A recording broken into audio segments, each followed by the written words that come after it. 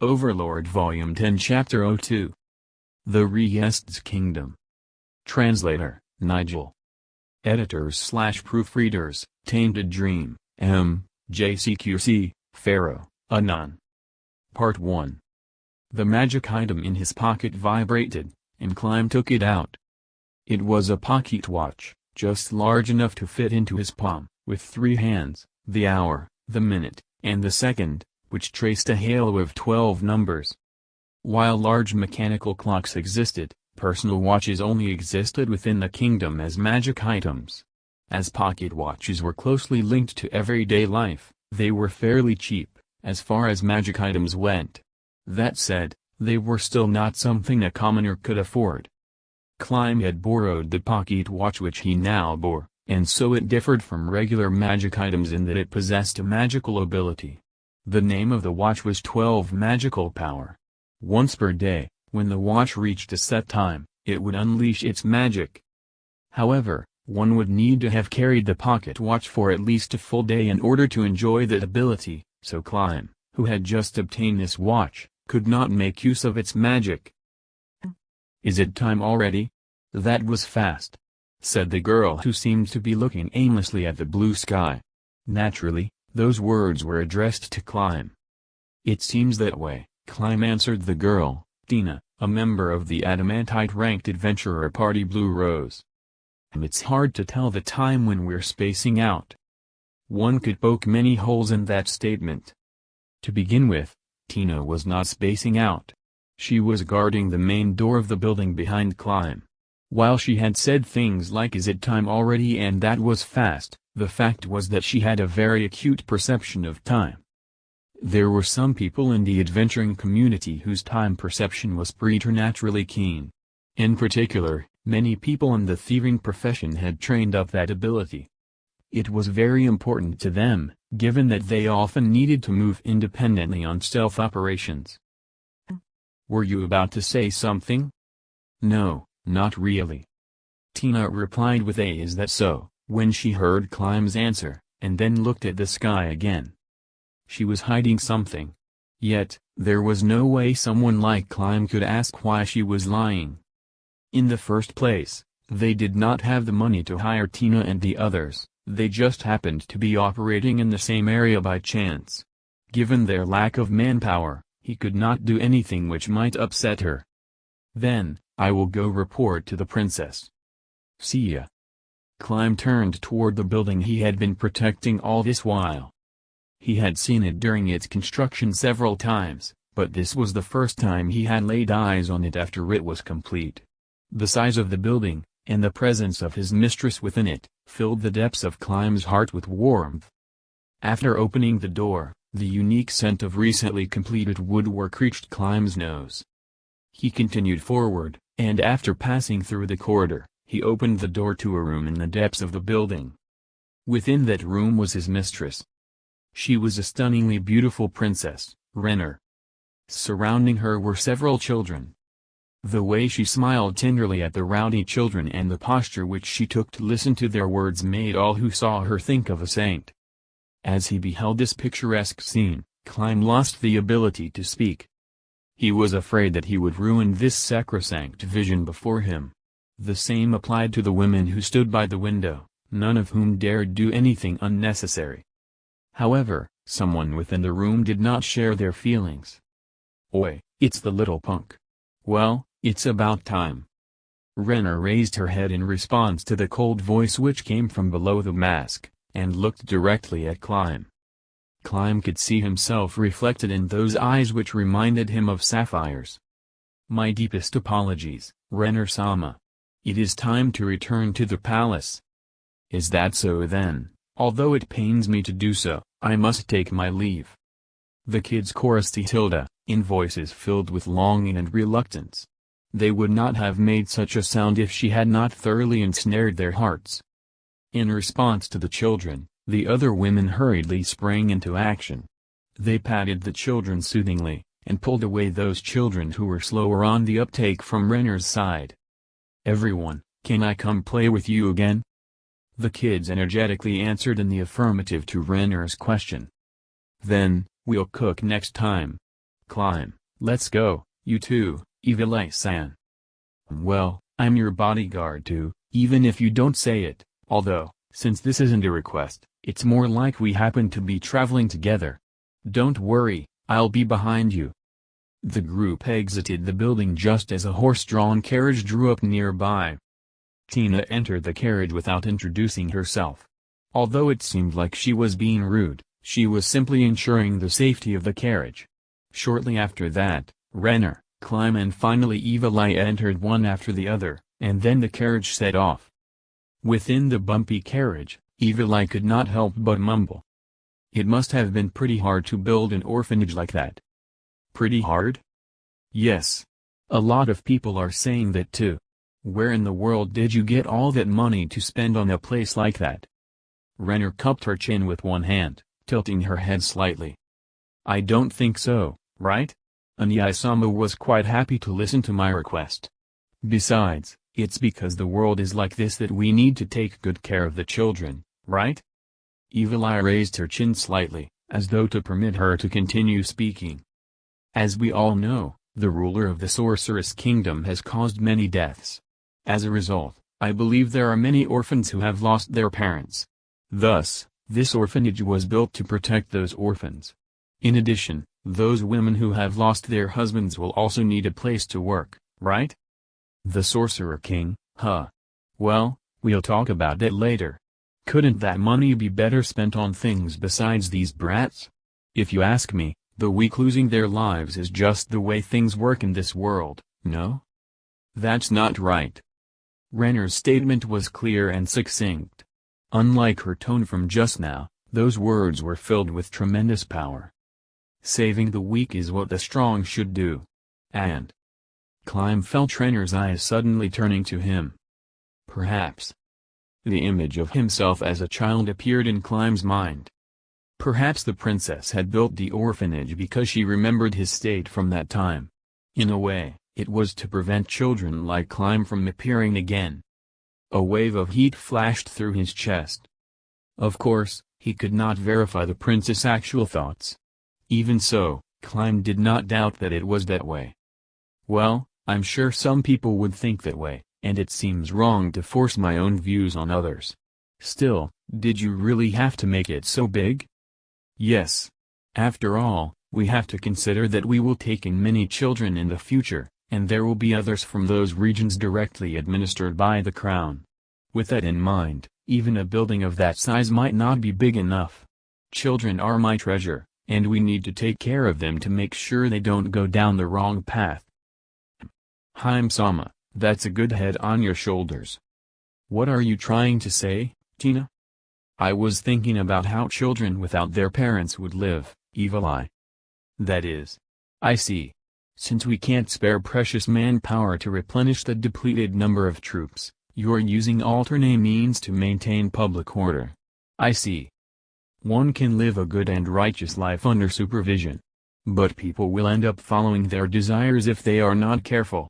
And then, when they commit those crimes, they will fall further into wickedness. Thus do small sins grow larger, like a rolling snowball, so we should not let such chances appear.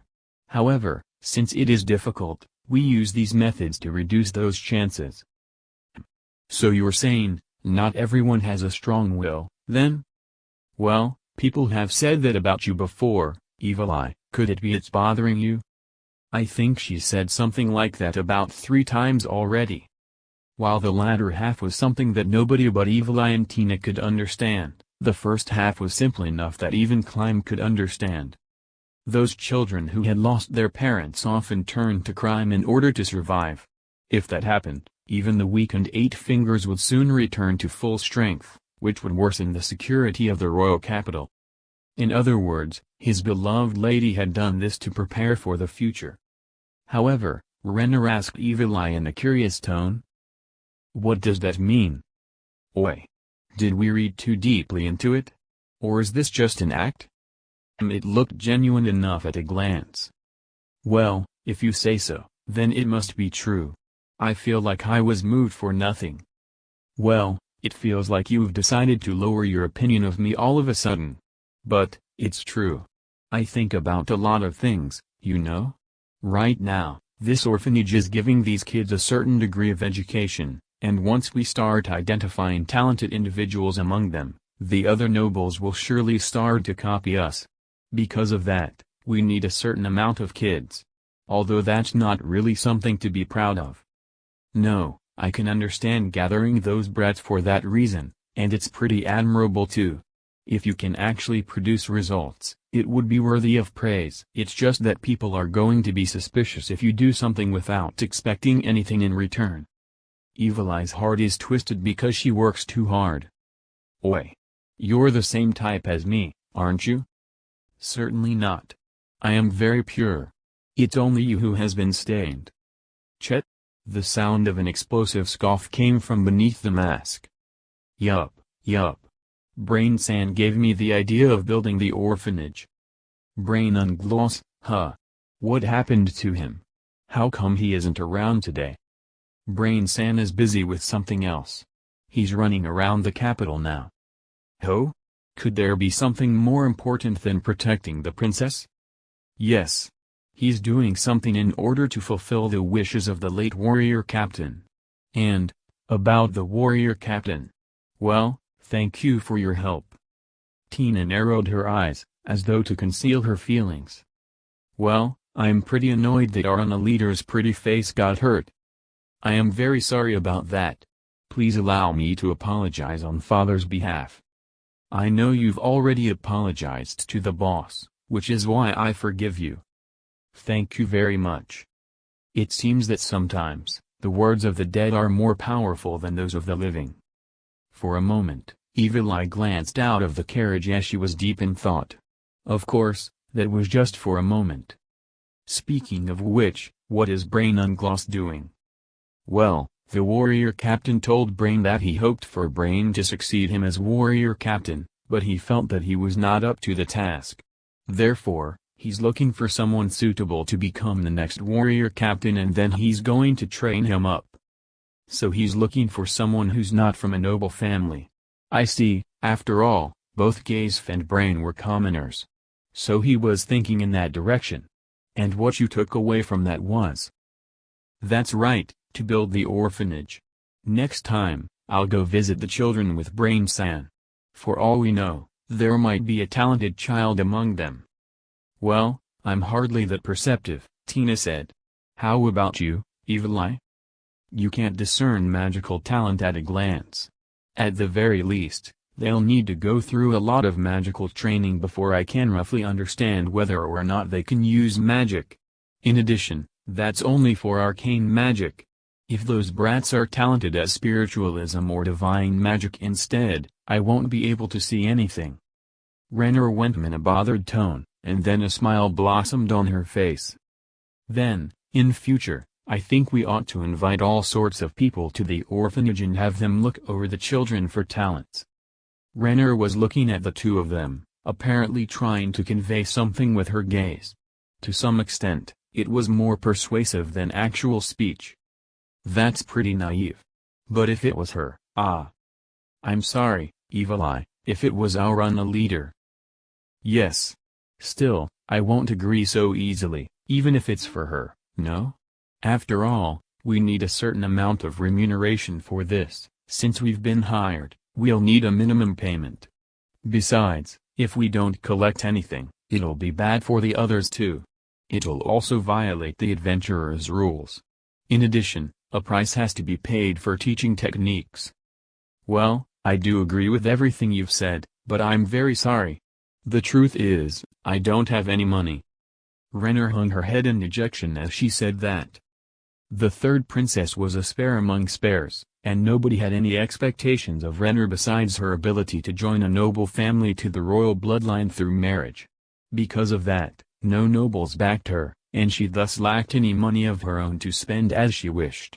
Of course, this was not much of a hardship for Renner, who lived a simple lifestyle.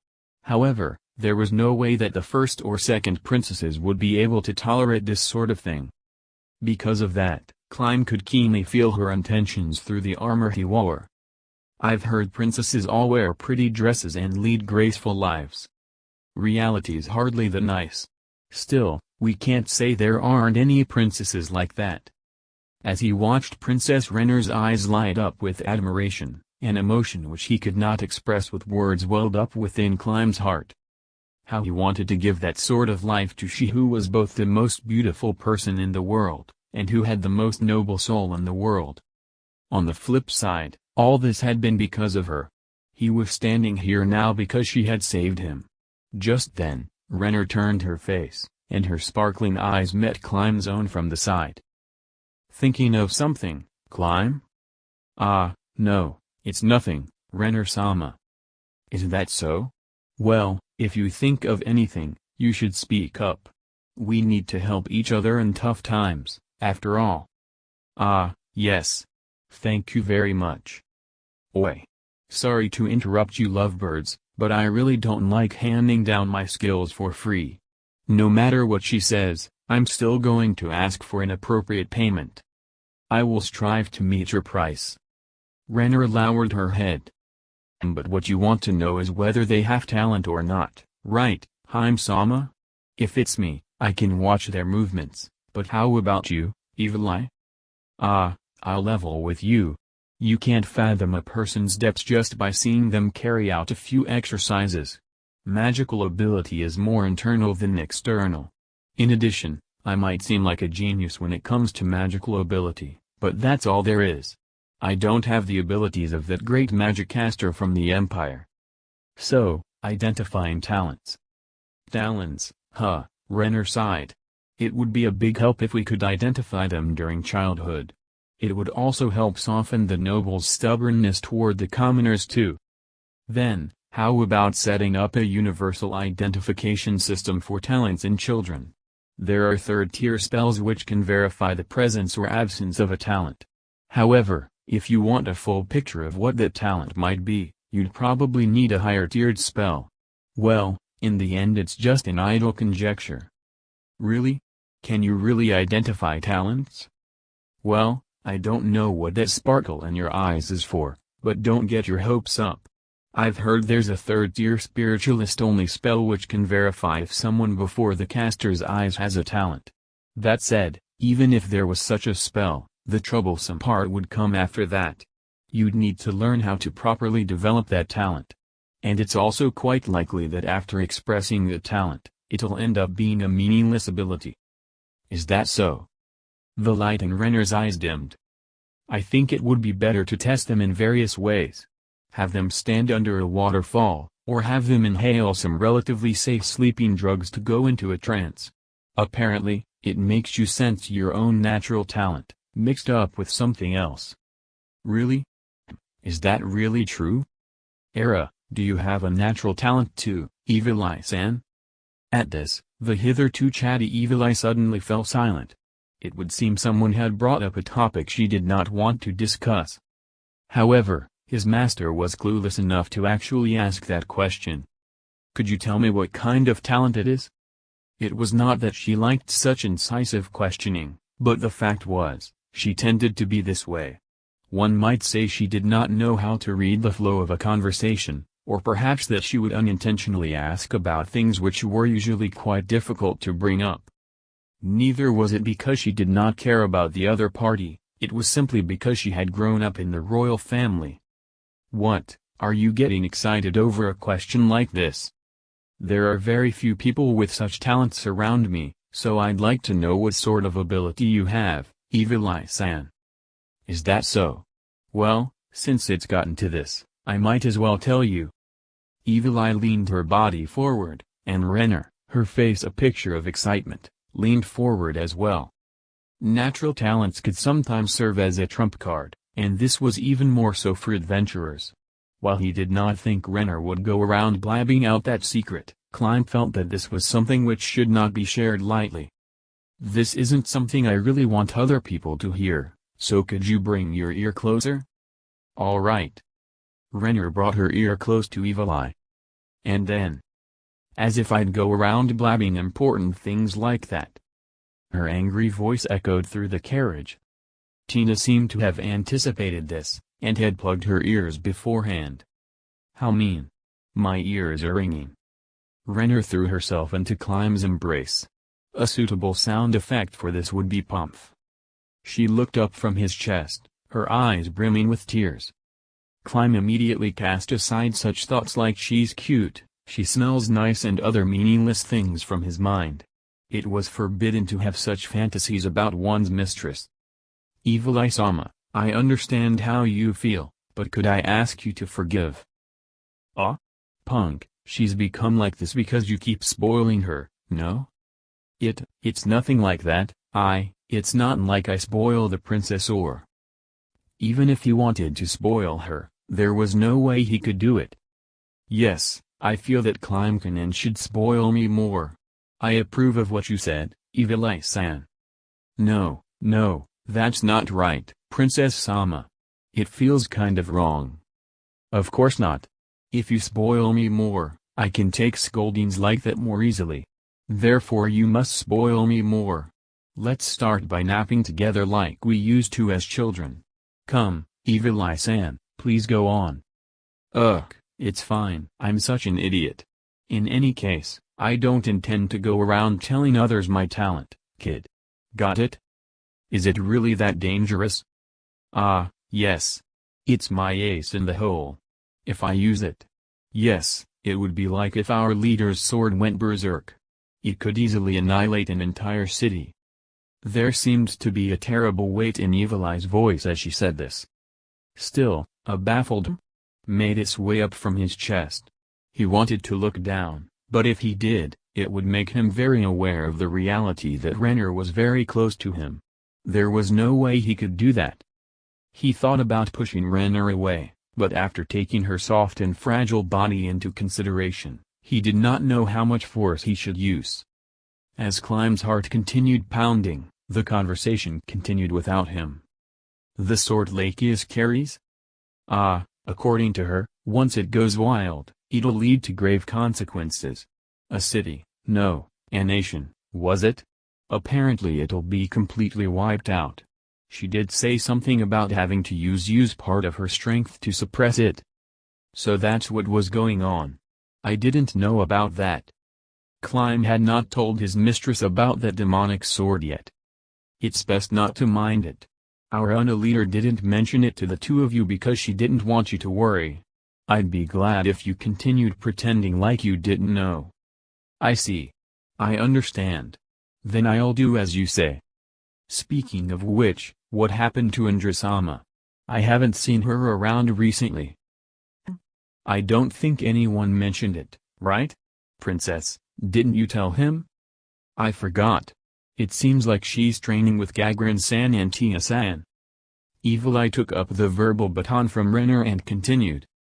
The two of them lost their lives during the battle with Jaldabeth, the demon lord who attacked the kingdom.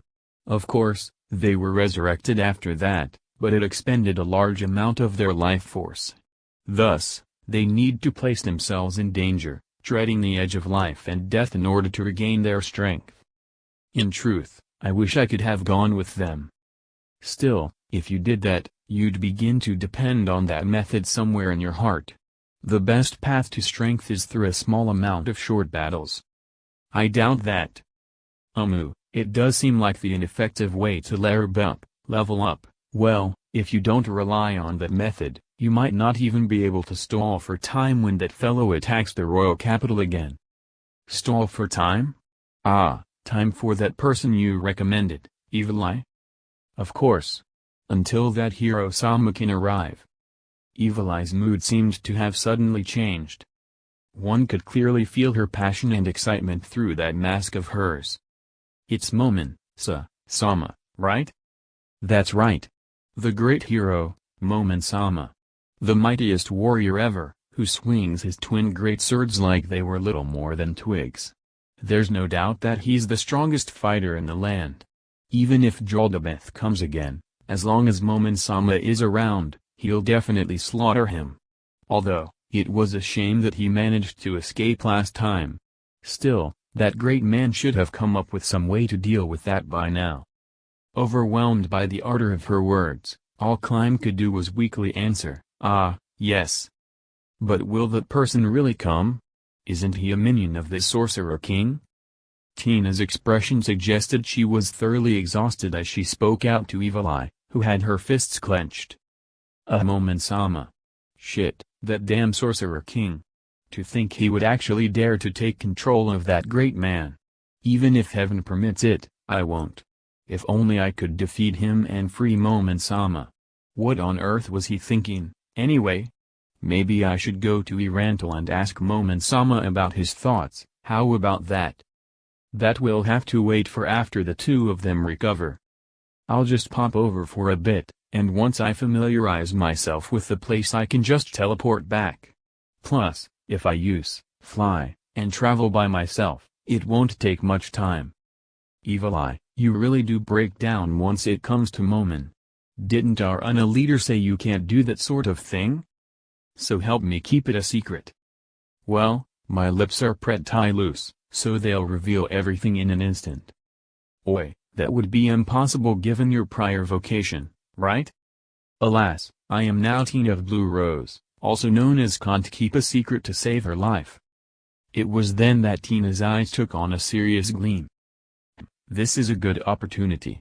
I've been wanting to ask you, Evil Eye, can you kill the Sorcerer King? Evil Eye frowns. Her excitement drained away in an instant.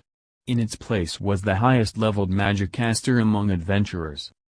If those rumors are all true, then he is more powerful than any other magic caster. I did some investigations after the incident at the Cat's Plains and looked up all my contacts. I even got in touch with that granny, and then analyzed the information I obtained. However, it's so ridiculous it's not even funny anymore. It's absurd to the point where I was seriously suspecting if the punk was mesmerized by an illusion. That was definitely not an illusion. And there were so many dead. Renner's face twisted in agony. Of the 260,000 people who took part in that war, 180,000 of them lost their lives. I've also heard that there are survivors who were mentally scarred and can't live a normal life anymore. Some of the orphans had fathers who ended up like that. Well, after listening to the punk, I can see how they'd end up like that. If they were chased by such monsters. Yes. It was hell. Fortunately, I had Brain-san. And the warrior captain with me, and thanks to those two strong men, I didn't suffer any mental wounds. Even so, sometimes I reflexively find myself wanting to look back over my shoulder. It must have been worse for the peasant levies, and it wouldn't be strange for them to become mentally ill as a result. You really need to thank your luck for that. Climb could only nod in response. Then, Tina. Let me answer your question honestly. I cannot defeat the Sorcerer King.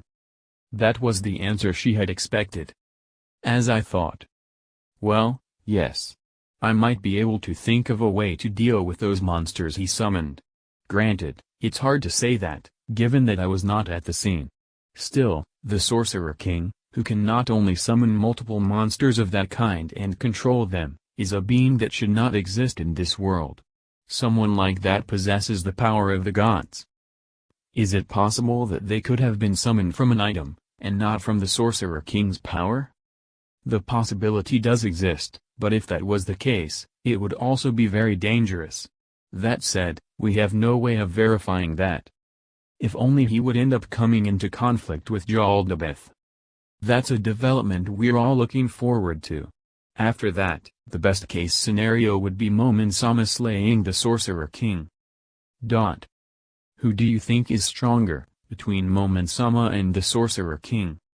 The person who asked this question was Climb, but personally, he felt that the Sorcerer King that had summoned those powerful monsters was far superior. Yet, Evil Eye's pensive expression shocked him. I'm not sure. Personally, I feel that Momen-sama, who drove off that Jaldabeth, is stronger. But the Sorcerer King also possesses unimaginable might. Both sides are far superior to us, to the point where I can't even picture the outcome. Still, having someone like him under the banner of the Sorcerer King is pretty much the worst-case scenario. Nobody would dare declare war on him. Indeed. The only person who might be able to take the Sorcerer King on even terms had instead become his vassal. That was a truly troubling development. Anyone who declared war on the Sorcerer King would effectively be declaring war on two Sorcerer Kings. Just as the mood in the carriage grew grim, there was a knocking on the board which separated the passenger compartment of the coach from the driver's seat, and then it opened. "We'll be reaching the royal palace soon." As she heard the driver's words, Renner slowly rose to her feet, and locked eyes with the two adventurers seated before her. "Today, I have received your care in various ways. When Lachesis returns, I will thank her properly. May I ask if you have time to dine with me?" After the report of his younger sister's return reached him, the second prince, Zanok Valranagan Arilvaslov, departed his chambers to welcome her home. The location of his elder brother, Barbaro Andrian Eldrilvaslov, was still unknown. Given that a long time had passed, his chances of survival were considered extremely small. That being the case, Zanok was effectively the heir to the throne. Thus, the way in which he went to receive his younger sister was entirely inappropriate. While they were siblings, there was a clear distinction in their respective stations. The reason why he had chosen to go in person despite knowing that fact was because he had a proposal he urgently wanted to discuss with her. Zanok might not have been entirely willing to do so, but he had lost his closest confidant and thus had nobody else to turn to. Soon, his younger sister appeared before him. Clym, clad in his pure white armor, was close by. Wherever Renner went, Clym often followed her. This too was nothing out of the ordinary.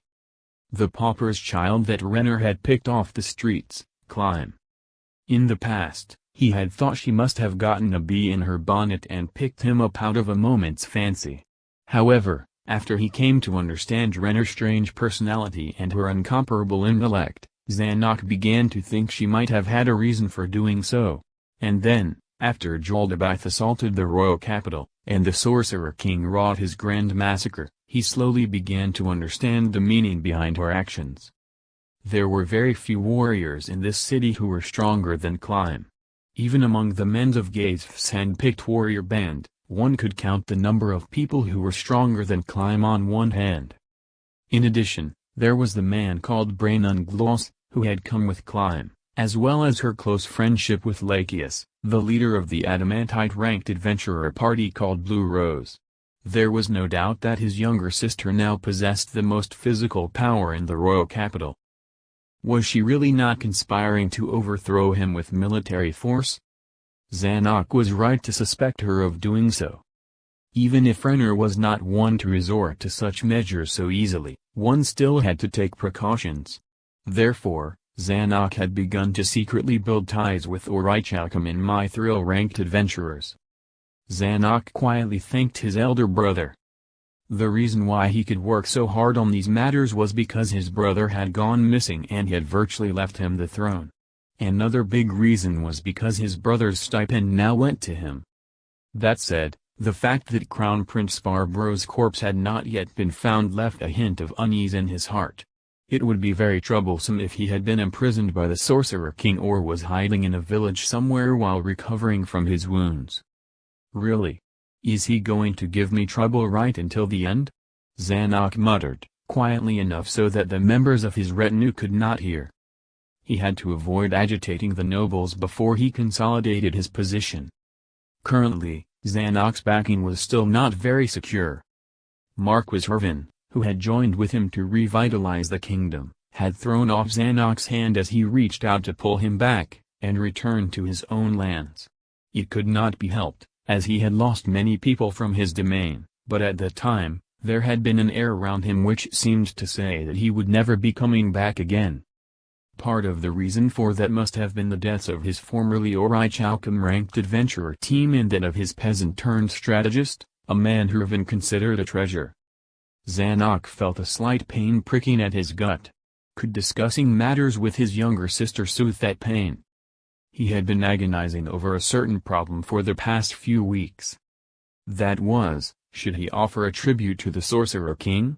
If he did so, should he send them in the name of celebrating the founding of his nation? Or should he do so for another reason? Judging by the current circumstances, not sending the gift would be the right choice. Why would anyone send a gift to someone who had taken one's own territory and founded a nation on it? The surrounding countries would surely take it as a mark of vassalage. That said, it was crucial to remain on the best of terms with the Sorceress Kingdom. Though the Sorceress Kingdom's fighting strength remained unknown, the fact that the Sorcerer King could destroy a nation by himself was common knowledge. No matter what, he had to avert the possibility of that man's eye turning to the kingdom once more. Because of that, he had to send a gift. Zanuck felt that it could not be helped, even if other nations believed it to be a sign of fealty. No matter what, he had to buy as much time as possible. However, the nobles would never accept that. This was the troublesome part. The Sorcerer King's might was widely known.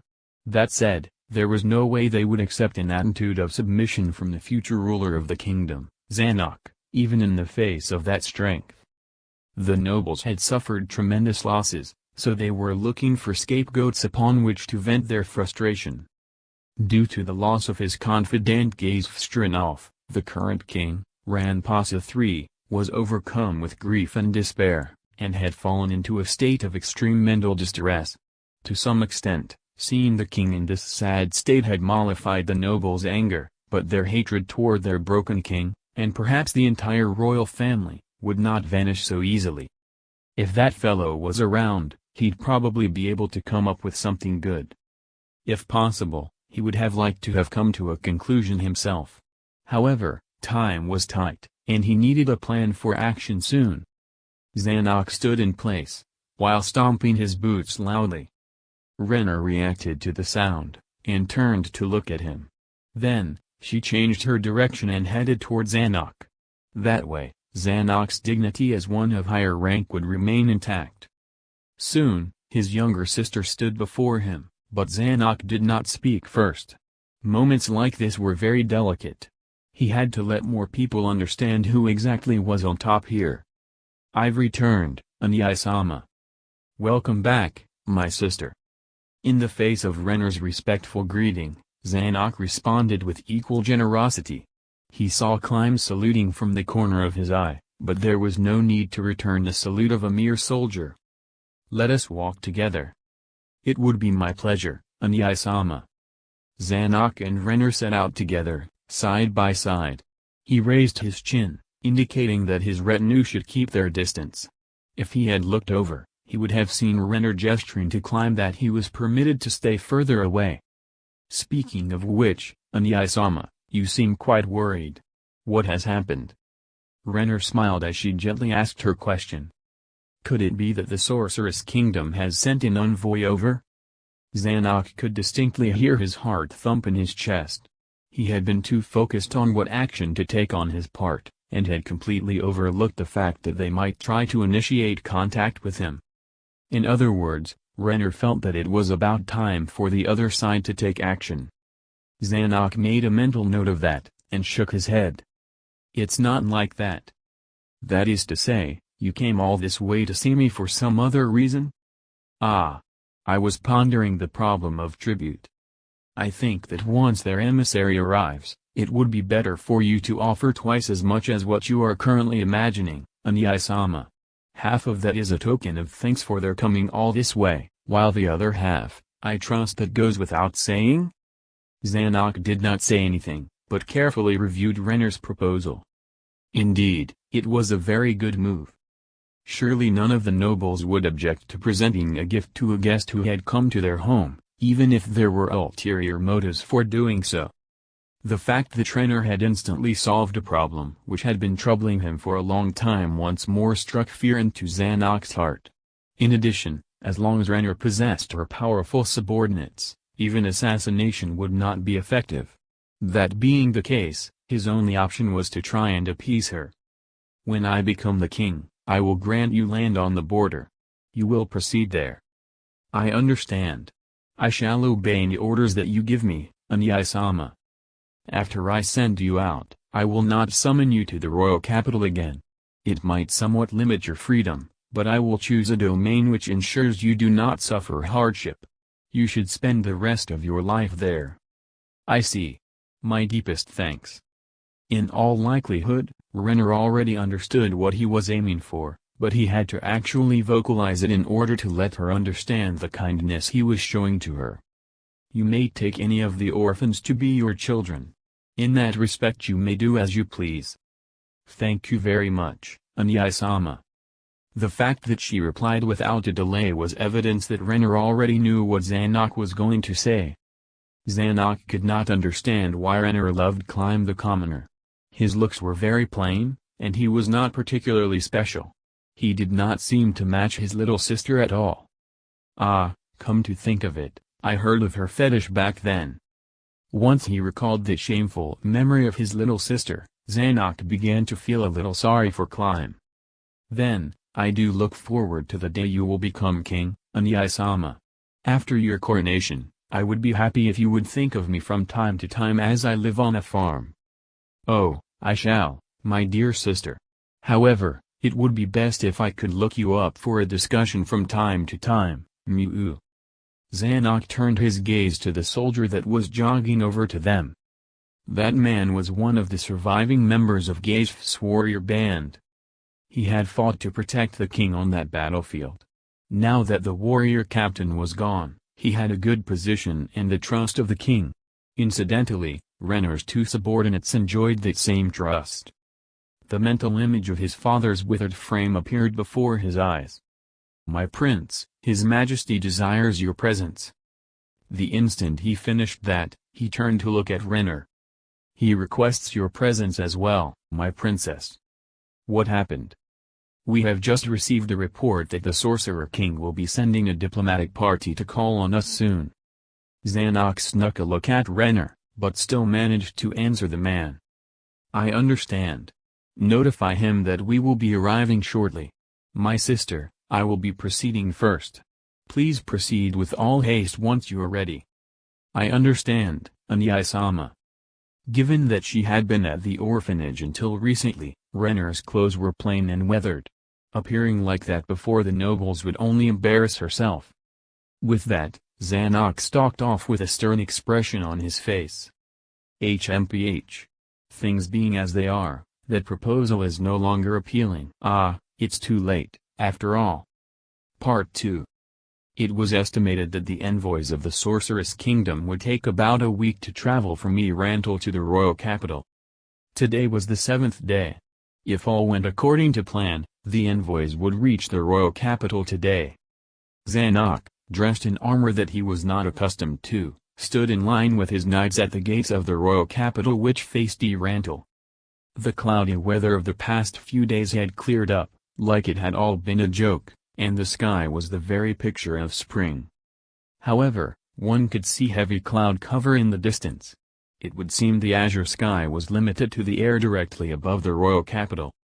This sort of scenery was quite bizarre.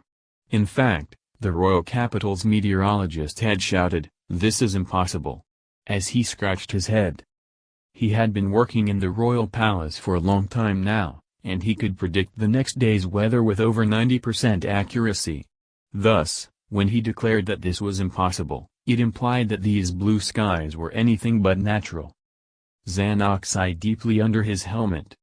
He had never heard of weather-controlling magic from his teachers. However, that Sorcerer King might well be able to use such magic with contemptuous ease. Zanuck's men were not only unskilled in the area of magic, but they lacked any knowledge of other strange phenomena. This made his head ache. More accurately, it was because he had relied too heavily on Marquis Raven. He had gathered the knowledge from his adventurers, compiled it, and called it the Tiger Scroll.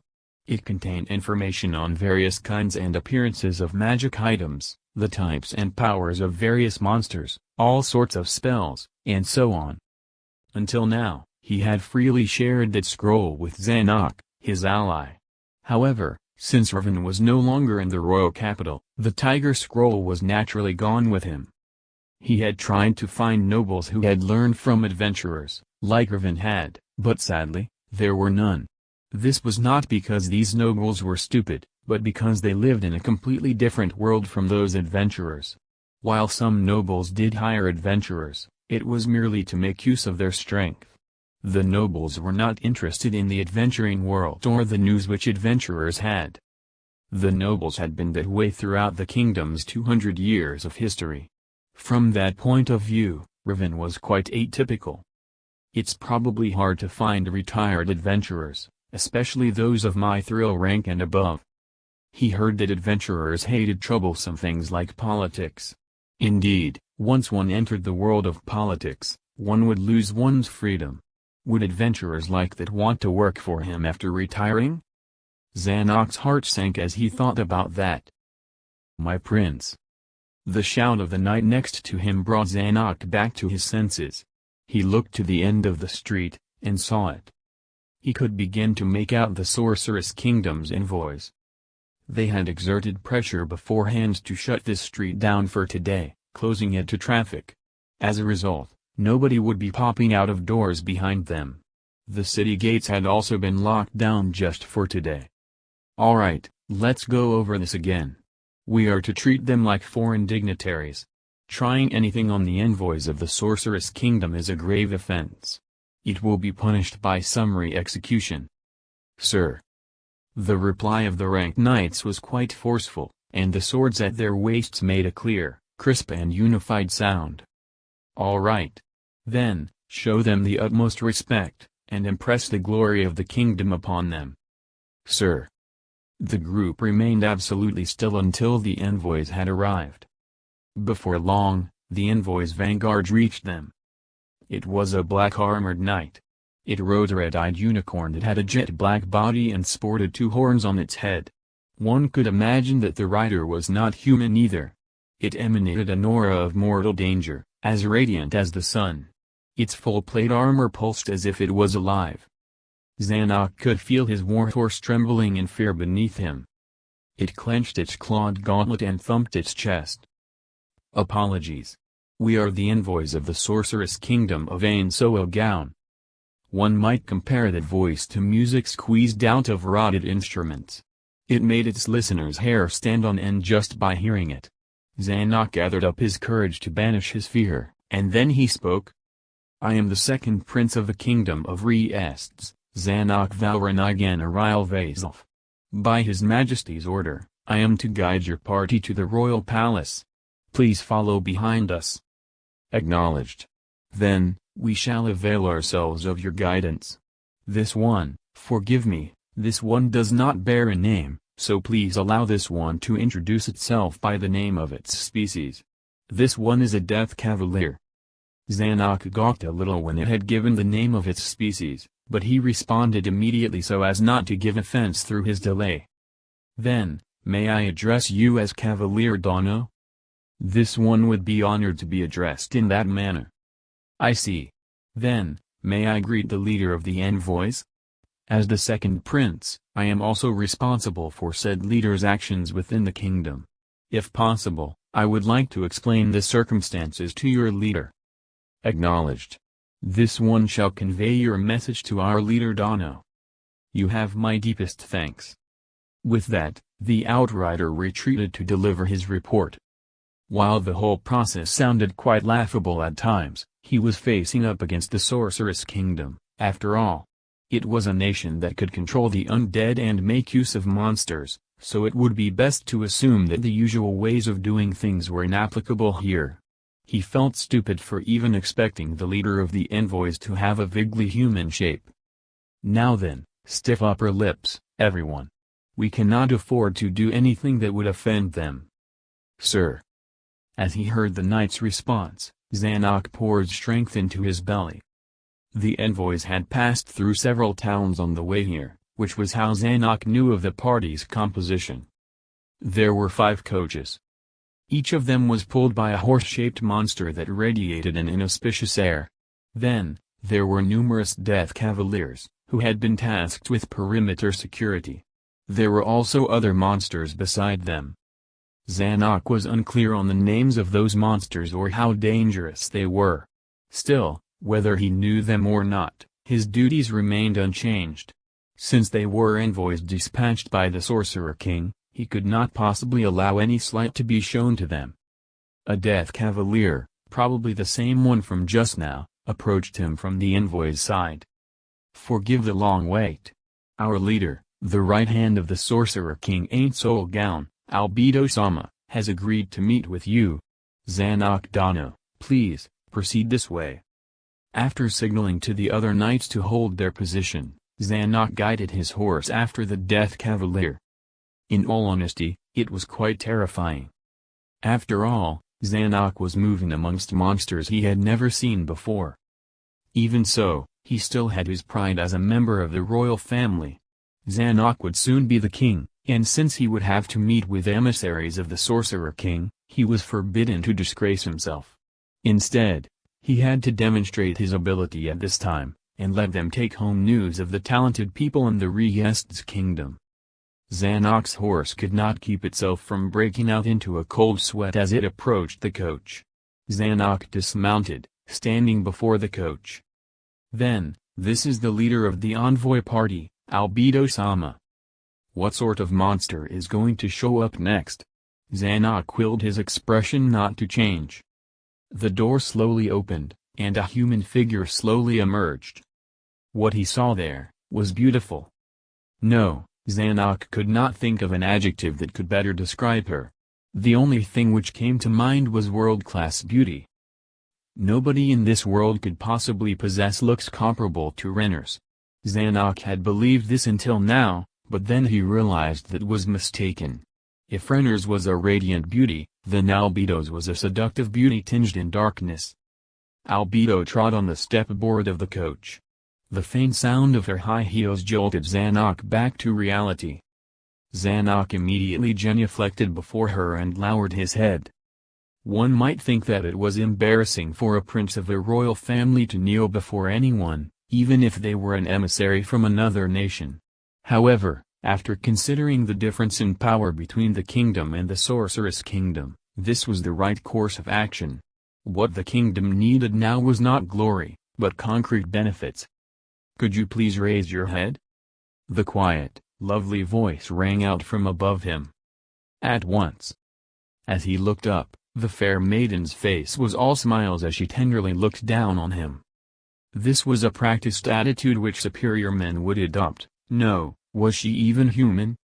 Zanuck moved his eyes to size her up. First, were the wings on her waist magic items, or something else? Similarly, the horns curling out from the sides of her head. Whether they were magic items or if she was actually a heteromorphic creature, neither of them seemed particularly bizarre once he considered that she hailed from the Sorceress Kingdom. I am the envoy of the Sorceress Kingdom of Ain't Soul Gown, Albedo. Though it is but for a few days, we will be imposing upon you. Rise, Prince Dano. You certainly cannot continue speaking as you kneel. You have my deepest thanks. Zanuck straightened up, and then a problem presented itself. Though he had learned her name was Albedo through conversation, was that really all? In the kingdom, and in the empire, commoners had 2 names, nobles had 3 names, and titled people had 4 names. For the royal family, they had 4 names, plus their titles for a total of 5 names. This was why Jerkniv Runefar Lord Elnix and his 4 names were mocked for not being an actual member of royalty. However, a name like Albedo sounded like an alias, or a nickname. One could not possibly be as foolish as to address a member of the nobility by such a moniker.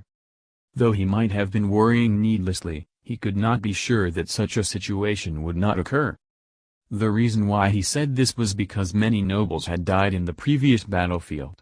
It was not just family heads who perished, but even the firstborn heirs of some families. Currently, many noble families were led by the spares, the second or third sons. Spares were spares. Nobody expected much of those nobles. Not only did they lack class, but they lacked knowledge as well. In short, they lacked the appropriate upbringing. Under normal circumstances, they would have been properly educated by the higher-ups in their faction, but the previous war meant that they no longer had the manpower for such efforts. As a result, many incompetent people were forced onto the center stage, and these incompetent people gathered together to form a faction of incompetents. Currently, the class of the kingdom's nobility had plummeted, thanks to these people. At this crucial moment, Could they meet a woman like Albedo with adequate etiquette? Forgive me, but may I know how I should properly address you, Albedo-sama? This was a somewhat disrespectful question. Normally, he should have asked, "What title do you hold among the peerage, Albedo-sama, or perhaps what is your position in the Sorceress Kingdom?" The problem was, she might have shot back, "Do you not even know the rank of an emissary from your neighboring country?" Still, that was the fault of the Sorceress Kingdom. After all, no information about the Sorceress Kingdom had flowed out from its borders. Though it had declared its own sovereignty for several months now, they had largely restricted themselves to internal affairs. This was the first time they had engaged in diplomatic relations of their own accord. All Zanuck knew about Albedo was that she was the leader of the envoys, and the hand of the Sorcerer King. The Empire would probably know. But they didn't tell us anything. Well, anyone who would have asked for that sort of spell to be used on us must hate us to the bone. As though sensing his worries, Albedo answered. Though it may not appear that way, I have been appointed as the supervisor who leads all the floor guardians and area guardians within the Sorceress Kingdom of Ainsoa. Oh, I see. He said that, but he had no idea what being the supervisor meant. In addition, he was completely clueless regarding the floors of which she spoke. Albedo continued speaking, having seemingly seen through his concealed confusion. Indeed. I am Ain't-sama's, no, I should say, I am the Sorcerer King's second in command, the Guardian Overseer. Perhaps that would be more appropriate? Oh, I see now. Ain't-sama, it looks like she's close enough to address him in that manner. So she's a Marchioness. No, a duchess, perhaps? I need to get this information back to the others. But still, Guardian. Overseer. Then, Albedo-sama, permit me to escort you to the royal palace. There are suites in the royal capital where I pray you will take residence for the time being. My father, King Ranpasa III is of advanced age, so he assigned me the task of meeting you at the gates of the capital. I pray you will forgive us this slight. It is fine. Her smile had not changed at all. Normally, she should have been thanking the prince. However, he could clearly sense who was the superior party from her attitude. Zanuck was gushing cold sweat from his back. This was because he understood that forging good relations with them would probably be a very difficult task. In addition, we would normally ring the bells in celebration, but the unfortunate misunderstanding between our countries led to tragedy, so please forgive us for not doing so. In addition, the common folk do not yet know of your arrival, so please take that into consideration. Of course, it is not a problem. He had no idea what the people would do if they knew that an emissary of the Sorcerer King had come to call on them. In that respect, Albedo's answer was a great relief. Is it better to think that I owe her a favor? He was not at all worried that the envoys would be attacked by an angry mob. Those Death Cavaliers, indeed, everyone present was probably very strong, even within the Sorceress Kingdom. He could easily believe that each of them was a match for that Gazfstranov. Then, may I ask a few questions of my own? Of course. I will answer as long as it is in my power to do so. Well then, could you tell me of the itinerary after we reach the royal palace? Yes. First, there is a dinner scheduled with myself and the rest of the royal family tonight. Tomorrow, we will visit the theaters and the day to watch the dances and hold a dinner party at night, where all the nobles of the kingdom will be invited. The day after that will feature a concert by the palace's orchestra, after which we will begin the diplomatic negotiations. So that's how it is. Then, I trust there will be no issues if we decide to freely tour the capital? Of course. We shall select exceptional knights to serve as your guards. Although the word itself meant that the knights would defend them, it also implied observation, and even to restrain them if the need arose. May I know if any place interests you? They would need to completely lock down the area on the day, to make it impossible for commoners to go near that place.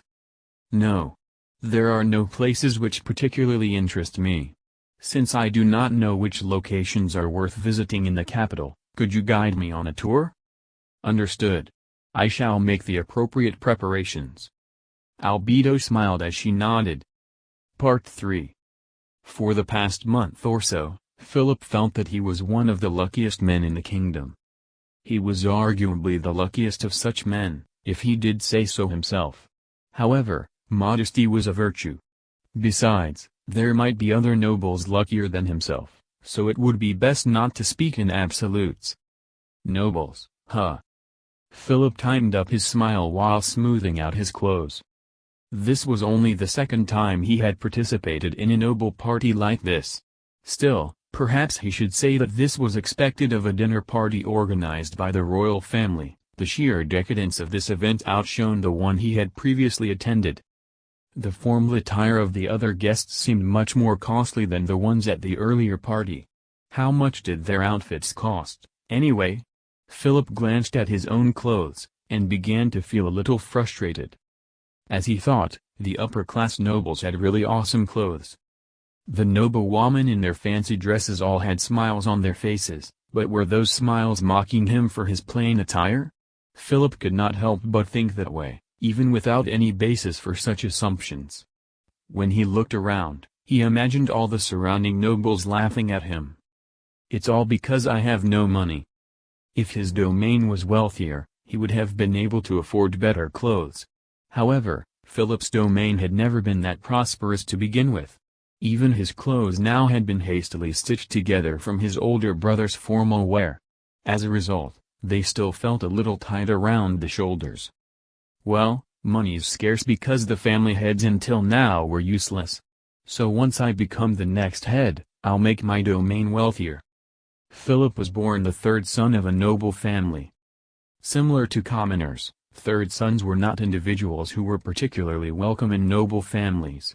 No matter how rich a family was, splitting its assets multiple ways would ultimately weaken it. Therefore, it was all inherited by the eldest son. In this respect, the nobles followed the same basic principle as the commoners. Perhaps a wealthier family might have been able to give a third son some financial support. Perhaps they could count on connections to other noble families and foster him out. However, this was not the case for Philip's family. Once the eldest son came of age, in other words, when the chances of him dying of disease were greatly decreased, the third son Philip was no longer necessary to his family. Would he be given a bit of money and then chased out of the family home? Or perhaps he would be sent to live with a poor family and work like a peasant. He could only see tragedy waiting in both options. Yet, things had not unfolded that way. Instead, he was making his debut at a grand society ball. That was why Philip felt he was lucky. The first bit of luck was his elder brother, the second son, dying of illness before he came of age. Since his eldest brother, the first son, was already a man by then, there was no longer any value to his elder brother, the second son. In addition, theirs was not a wealthy fief, and they could only use herbs instead of priests to treat him. In the end, his condition had taken a turn for the worse, and he shuffled off the mortal coil. At this point, Philip was now elevated to the position of a spare. His value had risen from that of a farmer to that of a butler. Things like these were not uncommon. However, what had catapulted Philip into the upper crust was the result of Philip's next stroke of luck. Several years after reaching adulthood, it was time for Philip's elder brother to take over the family estate. Then, that war with the empire had broken out. If it had been like previous years, it should have ended after a few bumps and scrapes. Therefore, it was a safe way for his elder brother to obtain a battle record, and his family could take pride in the fact that they had pledged men to the battle. However, his elder brother had not come back. He had been consumed by the sorcerer king's magic, and perished with the 20 peasants that went with him. Philip could not forget the instant of joy he felt when he heard that news. It was the joy he had carried within him ever since becoming a spare. His elder brother's body was missing, and so was the suit of full plate armor passed down from his ancestors. Still, that was not a big problem. Once his domain grew wealthier, he would make a better suit of armor for himself. The more important thing was that the title of estate heir had gone from unattainable to practically his. The timing for that was perfect. If his brother had died after inheriting the family estate, Philip would have had to spend his time waiting for his nephew to grow into a man. However, since his brother had died without claiming his inheritance, his lordship was a done deal. It was as though the Sorcerer King had gone out of his way to arrange all this for Philip. Because of that, Philip even felt something like goodwill toward the Sorcerer King that he had never met before. If only he could convey his gratitude directly to the Sorcerer King's emissary. In addition, "That's right. I'm going to ride on my streak of luck. How can I let such a good chance get away before my eyes?" Philip's heart blazed like a bonfire. He could only think of his father and elder brother as idiots after seeing what they had been doing all this time. "Why don't you do this? Doesn't this bring you more benefits?" Of course, he never told them that to their faces. That was because none of the gains made would trickle down to him. Neither would any prestige for doing so be his. Therefore, over a long time, Philip had cooked up ideas on how to properly administer his fief and stored them in his heart. "I will let the nearby lords know that I am the one who deserves this title. I will let father know how poor his taste was in choosing Nisan.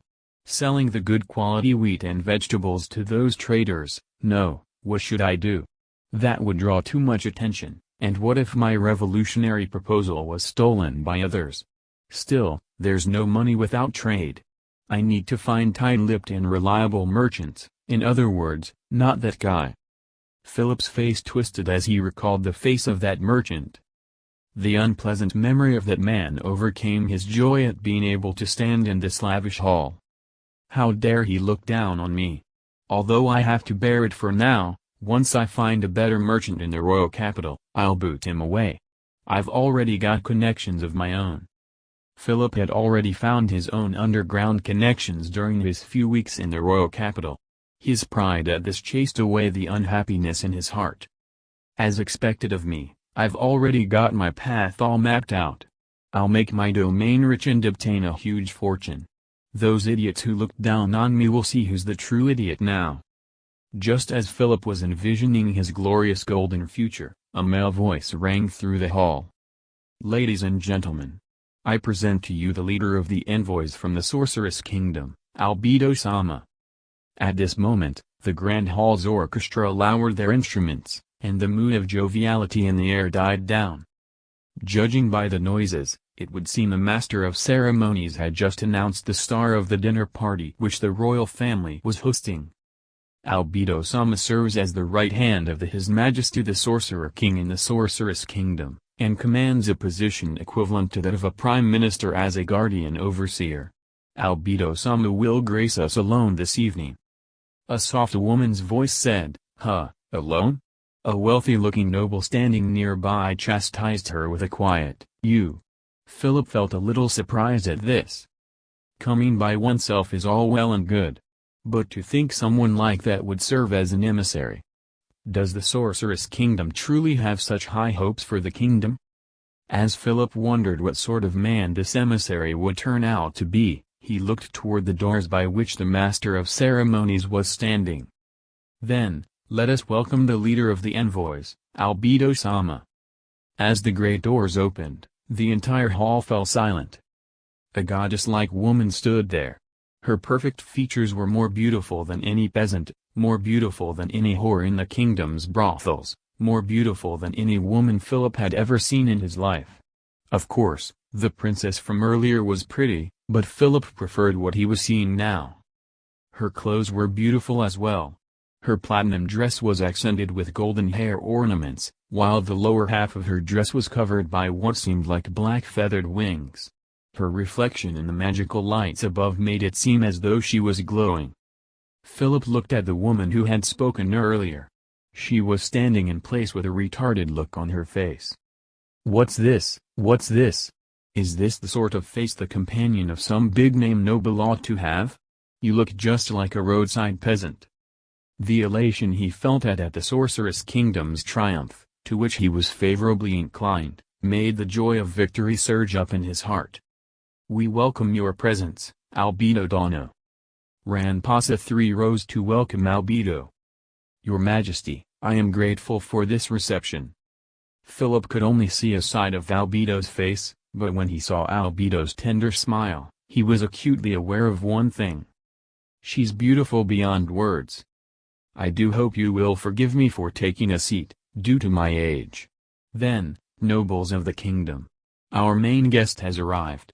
Tonight, please enjoy yourselves to your heart's content. Then, Albedo Dono, I hope you will enjoy yourself as well. My thanks, Your Majesty. A sweet smile bloomed on Albedo's face. He snuck a peek at that noble woman from earlier, and saw that she was mumbling something about she didn't lower her head or something along those lines. Philip cast aside that foolish woman and her foolish words and instead feasted his eyes on that world-class beauty. He burned the image of her speaking closely with Princess Renner into his eyes. If only I could make that woman mine. He understood that it would be a very difficult task. However, when one thought about it, it was not completely impossible. Once my fief becomes wealthy, the other nobles will start introducing their daughters to me. The wealthier I get, the better the girls will be. Even that princess, even that emissary isn't out of the question. Philip felt a wave of heat surge up from his lower body. Well, the great nobles usually have a concubine or three. The best case would be if I could enjoy those two beauties at the same time. Philip looked back and forth between Renner and Albedo. Philip hurriedly picked up a beverage from nearby before his fantasies grew out of control. It would be very bad if he got hard here. The cool sensation of the drink sliding down his throat helped him regain a measure of calm. Come to think of it, how did they make this ice? Is it magic? The only people in Philip's estate who could use magic were the priests. While they could help cure illness, they would demand money for doing so. They would ask for an appropriate payment if they had to make ice. Since they're in my domain, I'll have them heal me for free next time. A mere resident daring to charge his lord money, how ridiculous is that? Philip made a mental note of this new way to deal with the priests in future. He looked forward to getting to work on his domain once he returned. He could imagine all his brilliant ideas being put into action, lighting up his life with golden radiance. Oi! When he looked back to Albedo, he saw her standing by herself. There were many nobles around, but nobody knew how to approach her. The Sorceress Kingdom, huh? What will become of the kingdom after this? Philip did not particularly care what happened to the kingdom, but it would be troublesome if it affected his estate. That being the case, Philip shuddered at the idea he had just had. Oi, don't think about such dangerous things. It's just… well, it's not exactly a bad move, right? How should I say this? I can't believe I actually thought of an idea like that.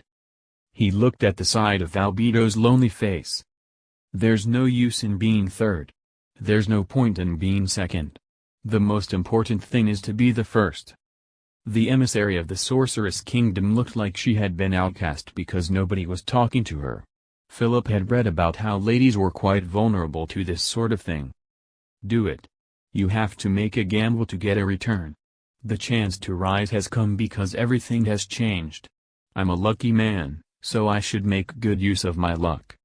Philip's family had always been bound to a faction, but they were typically at the tail end of that faction. There were only so many benefits he could gain from continuing to be bound to that faction. Then, he recalled some words he had heard recently.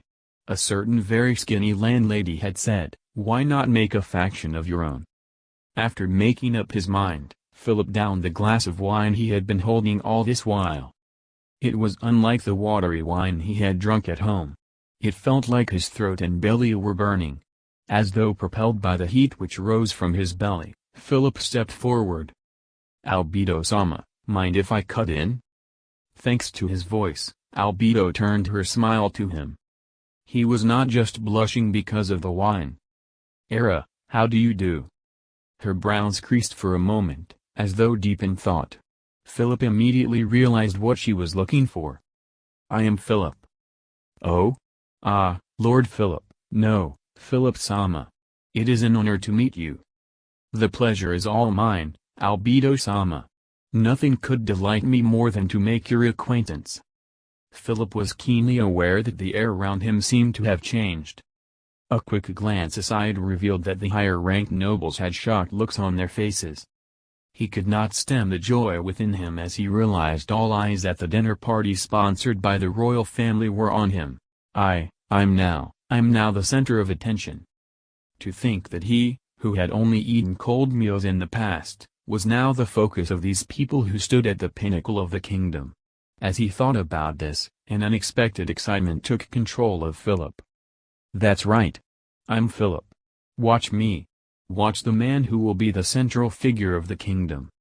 Philip racked his brains, and then made the biggest bet in his life. That was to say, he invited Albedo to a ball which would take place a couple of days later. "You moron." That rebuke extinguished Philip's excitement. Yet, at the same time, it lit a flame within his heart. It was a fire that seemed to consume all the fuel Philip had hidden within his heart his entire life. Philip looked disdainfully at the white-haired man before him. "I didn't send you there for that sort of thing. You imbecile." Philip sighed as his father asked him about the dinner at the royal palace. "In the first place, the invitation to that dinner party organized by the royal family would never have come to our house. I worked my fingers to the bone to secure it so you could express your gratitude to the count and to the other nobles while you made yourself known to them." The royal family's dinner party gathered people from both factions. When this happened, the fact that the head of a family had changed would probably not come up. Thus, nobody would pay too much attention to that fact and he would be readily accepted by others. After that, once they had tacitly acknowledged him, it would be quite difficult for them to protest that fact. In other words, Philip's father had no faith in his abilities at all. He felt that if he had tried to introduce himself to the other members of his faction in the normal manner, he would mess something up. As Philip realized this, he strove to suppress the annoyance within him, and put on a fake smile. No, father. Don't get so worked up. I was doing this for our house." "What do you mean, our house? What you've done is completely absurd." What did he mean, absurd? Philip griped in his heart. Everyone else was a coward without the courage to make a move, so why should he not take the first step? Was he supposed to pretend to be polite to all those incompetent cowards and remain in this pathetic place for the rest of his life? "Father. Think a little. Although the road joining the Sorceress Kingdom and the kingdom is quite long, our domain lies on the middle of it. If the Sorceress Kingdom makes war on the kingdom, we'll definitely be drawn into the mess.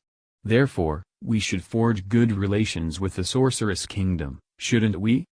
You idiot." His father's face was even redder than before.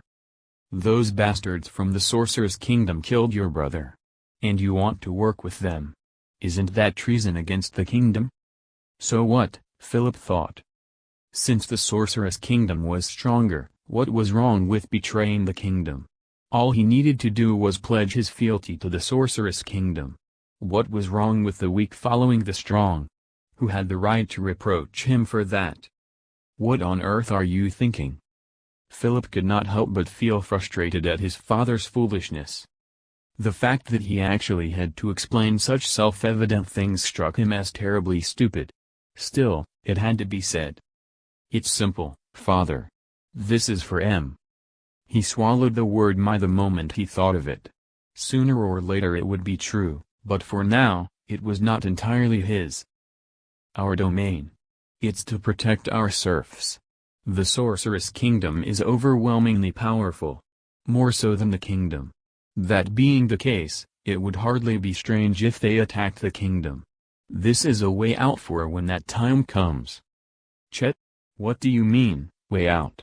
What do you think the surrounding lords will think when they hear about what you've done?" "They won't come and attack us, not in this day and age." Many people within Philip's domain had died because of that battle. The same applied to the surrounding estates. Therefore, they would not have the excess strength needed to attack Philip's domain. "Did you consider anything else?" "Huh?" Philip replied. He had no idea what his father was getting at. That's why I say your thinking is shallow. You're acting as though your daydreams are already reality. This is. I think you should stop there for now, interrupted the man who had been standing behind his father all this time. He was the butler who had attended his father all this time. Philip disliked that man, who was the type that never let anyone see his feelings. He was one of the people Philip intended to chase out after he had solidified his position as the family heir. His father worked to get his breathing under control once he heard the butler's words. The red in his face receded, leaving the pale, anemic face. Ha! Philip. I have a question for you. Are you not afraid of making enemies of the surrounding nobles? They're nothing to be scared of, no? His father rounded his shoulders in disappointment. That response sparked frustration and unease within Philip. Had he missed out something? Still, he could not think of what that might be. Many young men died in the Battle of the Cat's Plains. This will lead to all sorts of problems within the next few years. Therefore, the surrounding nobles will need to work closely together in a cooperative relationship. This domain will produce food, that domain will weave clothing. Nobody's estate is large enough to be self-sufficient, nor do we have much money left over.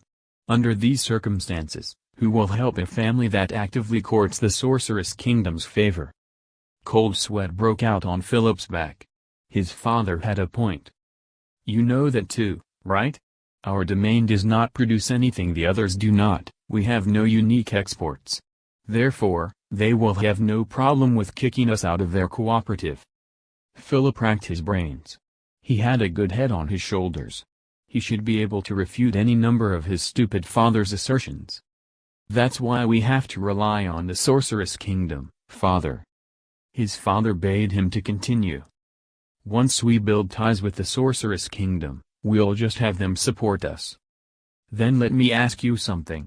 If you were someone from the sorceress kingdom, no, if you were the king of a certain country, and a village from a country that you were at war with asked you for food, would you give it to them? Of course. If it was me, I would definitely do so. Why is that? Isn't that obvious? By doing so, I'll show everyone that I'm a merciful ruler. Apart from that? Nothing else. His father's jaw dropped. He must have been impressed. Still, that sort of reaction was quite strange. After all, the Sorcerer King would surely want to be known as a kind ruler, particularly since the Sorceress Kingdom had been founded on Irantal and the area surrounding the city. He would surely make some concessions to quiet them. Is that so? So that's what you were thinking? Well, if it were me, I would surely send aid as well, in order to create a casus belli to invade the other country. After that, I would declare war on the kingdom, under the pretext of liberating that village which the kingdom was oppressing. Impossible. It's fanciful thinking. Besides, that sort of cause won't work at all. Really now, and why do you think it's impossible? Let's back up a bit here. Let's assume it's really as you say, father. Isn't that more of a reason to deepen our relationship with the Sorceress Kingdom? His father was at a loss for words. Have you no pride at all as a nobleman of the kingdom? Of course I do. However, it would be better not to have it than be destroyed, no? That's the demon king who slew your brother and countless people of the kingdom with frightening magic, no? This is the king you're going to support. That was war, father. What difference does it make if they died to swords or spells? Why is it that you have so much trust in the king of the Sorceress Kingdom? That was not trust, though there was some goodwill there. More importantly, they were all just pawns for Philip to play in order to improve his lot in life. A pawn. That's right. To me, even the Sorcerer King of the Sorceress Kingdom, who is feared by all the people of the kingdom, is little more than a pawn in my hand. Philip grew excited as he imagined himself playing a massive, on the scale of nations, game of chess. Still, it's only natural that father would be worried. That said, if I can rebut him so easily, it just means that's all there is to him. Although, it might be best to discuss the matter with Albedo-sama the next time we meet. I tire of this. Did you thank the Count for the dinner party? I'm asking about whether he acknowledged you as the new family head. That was the one thing Philip could not accept. Even if he was the head of the faction, why did he have to bow his head to a count who was nothing more than an outsider? It was the family head's prerogative to decide who the next leader of the family would be. It had nothing to do with the count. Now, perhaps if the count had backed him when his brother was around and he was still a third son, leading to him becoming the heir, he might have been grateful for that. However, that was not the case. Philip had achieved his current position entirely through his own luck. In other words, there was no reason to bow and scrape to him. Therefore, Philip had not gone before the count to lower his head and offer his thanks. However, if he said that, his father would probably get agitated again. This was a lie for the sake of his father's health. Of course. I see. That's good. Since you've done that, there ought to be a way. When the time comes, all you have to do is ask the count for help. With that done with, just as Philip was beginning to feel at ease, the butler interrupted again from behind. There is one more problem. The matter Philip Sama mentioned at the beginning has not yet been resolved. Philip Sama said he was inviting the emissary of the Sorceress Kingdom to a ball organized by this family. What shall we do about that? That's right, Philip. What were you thinking? Our family doesn't have a place to host a ball. All landlords had an estate in the royal capital. There were small mansions set aside for their visits to the capital. Of course, they were not as tiny as commoners' homes. They might only be used a handful of times a year, but they were also a sign of the nobility's power. Therefore, they had to be large enough to accommodate the entourage the lords brought with them. However, they were not much larger than that, and the interior was not large enough for a ball. Still, that problem had already been dealt with. It's fine. It's true that our estate cannot host such an event, but I've already managed to rent another place. Oh, could it be the Count? Philip shook his head at the faint flowering of joy on his father's face. No, it's a place belonging to someone I know in the royal capital. The landlady there said she could loan it to me. The fact was, I spoke with her before I came back, and she assured me that it would be fine. And what will we have to pay for it? Philip sighed internally at the butler's question.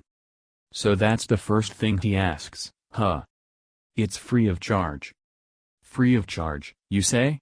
Is that even possible? Yes. The words of the landlady came to Philip's mind. I have high hopes for your future, so I'll invest in you. However, I hope you'll return my kindness in the future. I do not believe such good fortune would fall upon you just like that. Could you have been deceived? Anger blazed up within Philip, but he knew that his father trusted the butler implicitly, so he could not rebuke him just yet. I'll owe a favor, but since I promised to return that favor, it will be fine. So that's the venue taken care of, but how about the invitations? Shall we have the Count send them out? What is he saying, Philip thought. This event was being run by his family to raise their reputation. Why, after putting in all that hard work and preparation, did he have to hand over the most beneficial part of it to others? So that's his slave mentality talking. How sad. I don't want to end up like him. It'll be fine. I've asked the landlady who lent me the venue to help me with the preparation work. Of course, I will decide the guest list. Still, it would be quite rude not to let the Count vet them. It's not too late to ask the Count for help now. In addition, do you really know which families to invite which won't cause offense? I do, to some extent, and I intend to invite some special people this time. The landlady has already given me their names. You. Doubt appeared in his father's eyes. Have you been manipulated by the landlady's words? Father. How can you say that? I came up with this and made it happen. It's true that I had to borrow some help to do it. But that landlady agreed that my plan had merits after she heard it, which means that she saw that my plan could succeed, and she felt that I could pay the appropriate price. What have you been thinking all this while? Under normal circumstances, you should be giving me your full support as the next head of the family. That much was true. The landlady had said, "I will gladly help you if you will allow several nobles close to me to take part." It was because both of them had a mutually beneficial relationship that he had gone to her for help. He was definitely not being manipulated. She was completely different from that count who controlled his father, stole all the gains away, and left him with nothing. "You're the one who's being controlled," Philip wanted to say. "Forgive me. But can you tell me the name of that landlady?" Philip suppressed his anger. After all, he was talking to someone who had not yet shed his nature as a slave. He had to open up his heart and take all this in stride. "Her name is Hilma Signius. Have you heard that name before?" "No, I've never heard of her before. How about you?" The butler shook his head. Philip was proud that he had managed to acquaint himself with someone that even his father, who had long immersed himself in noble society, did not know. "I will get the landlady's opinion on the matter of the count. It might be troublesome to bypass her and ask the count for help instead. Is there anything else, father?" His exhausted father had no response to this. Though he was still a little unsatisfied, Philip began putting his plan into motion. The next step was sending an invitation to the emissary of the Sorceress Kingdom, Miss Albedo, and then thinking about how to consolidate his position from there. Part 4. A grand hall filled Philip's eyes, easily equal to that ballroom in the royal palace. No, it was even better than that. He could not help but think of how to show this off to others. Granted, Hilma had arranged the preparations for this venue. However, she had asked him beforehand, "Should I arrange for a regular ballroom event, or an incomparable spectacle? The latter will require a heftier favor in return." And Philip had chosen the latter without any hesitation. In other words, this ball had been organized by the favor Philip had paid for. In other words, this was an event which corresponded to the effort he had put in. And then, there were the many nobles who had gathered here because of him. It was perfect. However, it was because of this that Philip felt very unhappy about a certain detail. He had decided the location on the invitation, though he had to rely on others' wisdom. The final decision had still been his, and the wax seal on the letters had belonged to his family. More importantly, everyone was here to meet the emissary of the Sorceress Kingdom. And it was Philip who had invited that emissary here. In other words, he was the host and the one who had worked to make this happen, so he was the one who should have been receiving words of praise and nods of gratitude. They should have been thanking Philip for inviting them to such an event. They should also have been praising his courage in inviting the emissary of the Sorceress Kingdom, who nobody else had dared approach. Instead, what was happening now? The first person everyone spoke to once they came here was Hilma. Only after that did they come to greet him. In addition, they only did so reluctantly, after Hilma mentioned Philip's name. What would they have done if she had not brought it up? Since he owed Hilma a favor, he had to bear with the fact that she was more noticeable than he was. However, all he felt toward those nobles was annoyance. Going by the basics of noble society, it should have been obvious who they should have been addressing first. "That's why you're all a useless lot. Chet." It seems accepting Hilma's suggestion was a bad idea. He had invited the nobles here by tapping on Hilma's intelligence. The nobles he had chosen were newly elevated heads of their families thanks to the war with the Sorceress Kingdom, or those who would soon become the heads of their families. In other words, these people were in similar situations to Philip. The reason why he had accepted Hilma's suggestions was because there were not many people who thought like Philip did. If there had been no change in the family leadership, it was very likely that they would all only think ill of the Sorceress Kingdom. However, is there anyone here who isn't incompetent? He looked over the guests who had just arrived, and then he walked toward Hilma. What a cock-up, Philip thought.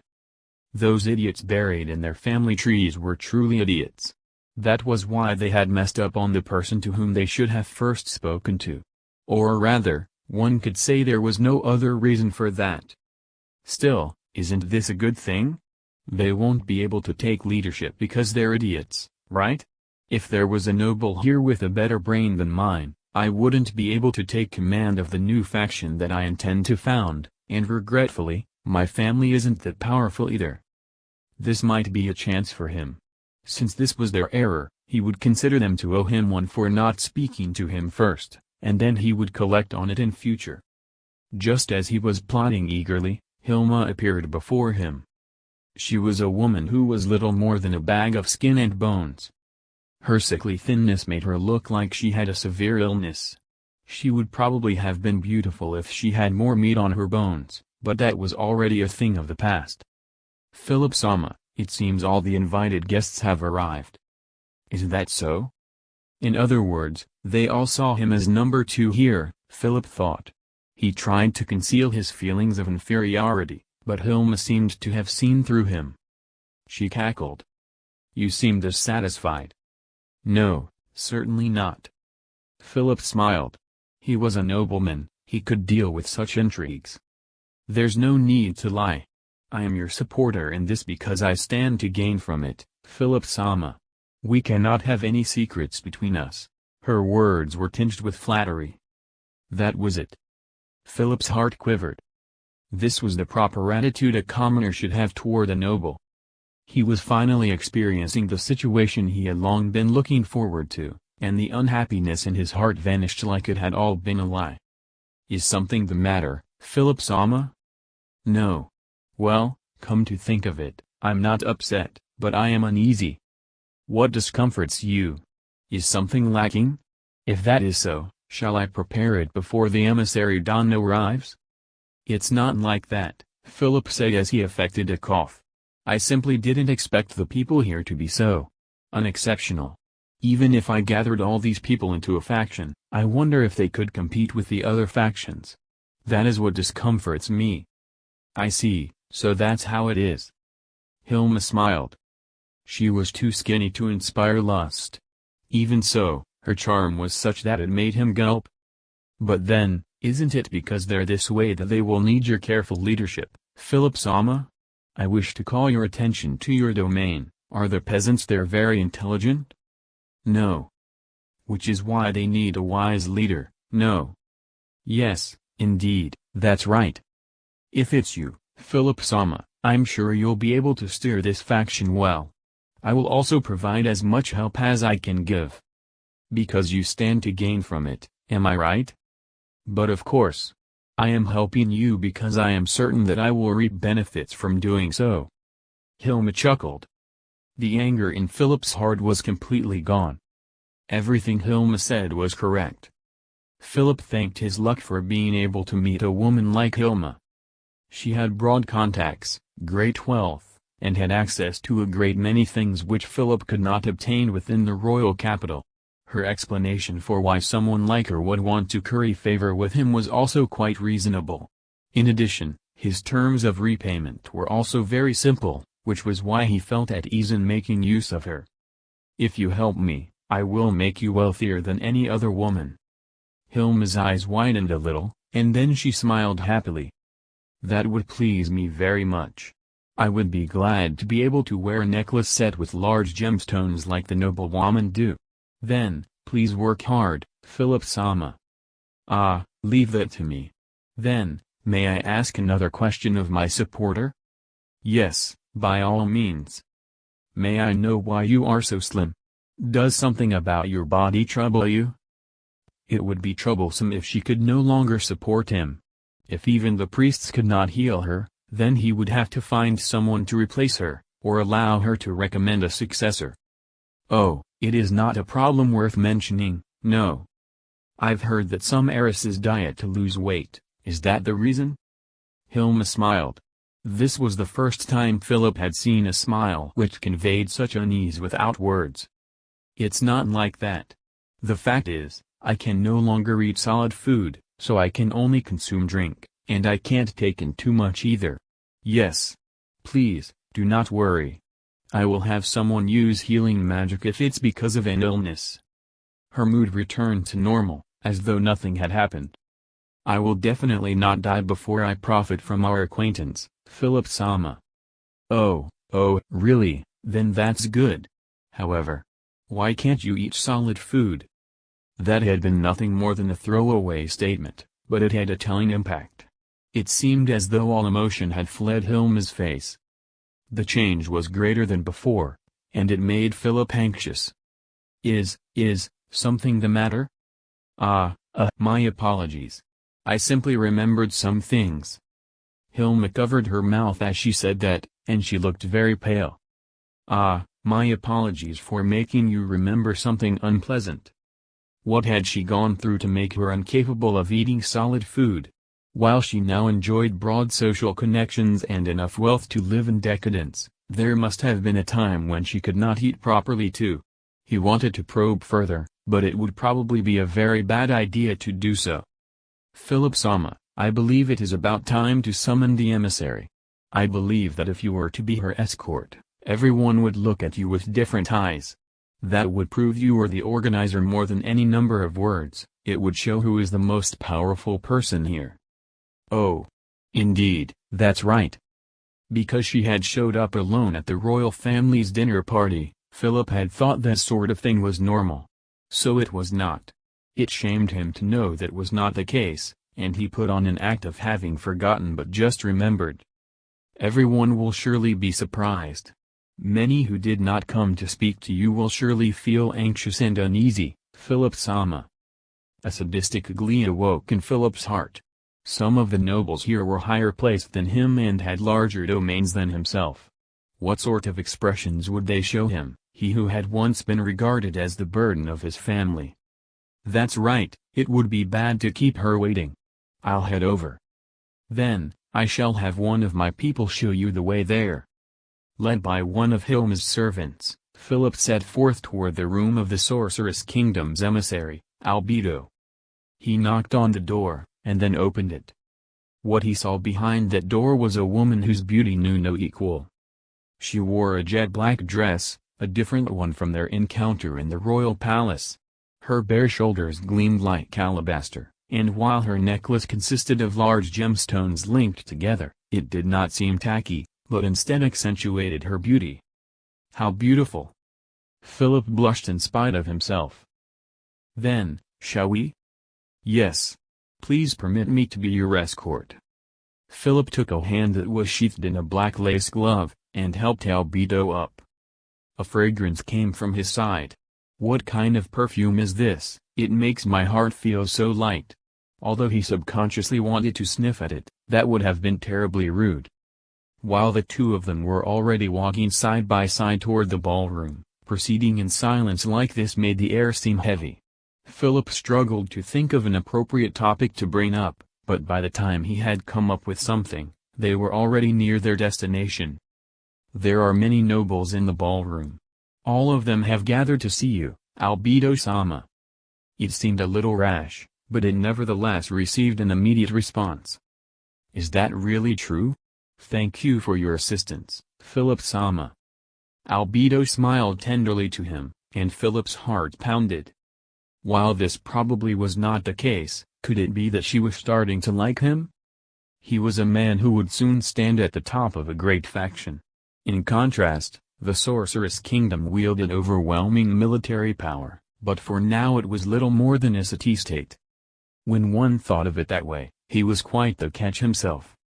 Not to mention, he was unmarried too. Come to think of it, are you already wed, Albedo-sama? Albedo froze. He had seen her gentle smile several times already, but this was the first time he had seen that expression on her. Philip felt shame creep up through him as he realized that he had asked an inappropriate question. What a strange thing to ask, Philip-sama. Regretfully, I do not yet have a partner in that capacity, and I am sadly single. Is that so? Given your beauty, I would have expected the suitors to come thick and fast, Albedo-sama. Fufu, it is quite a surprise that no such suitors have come my way.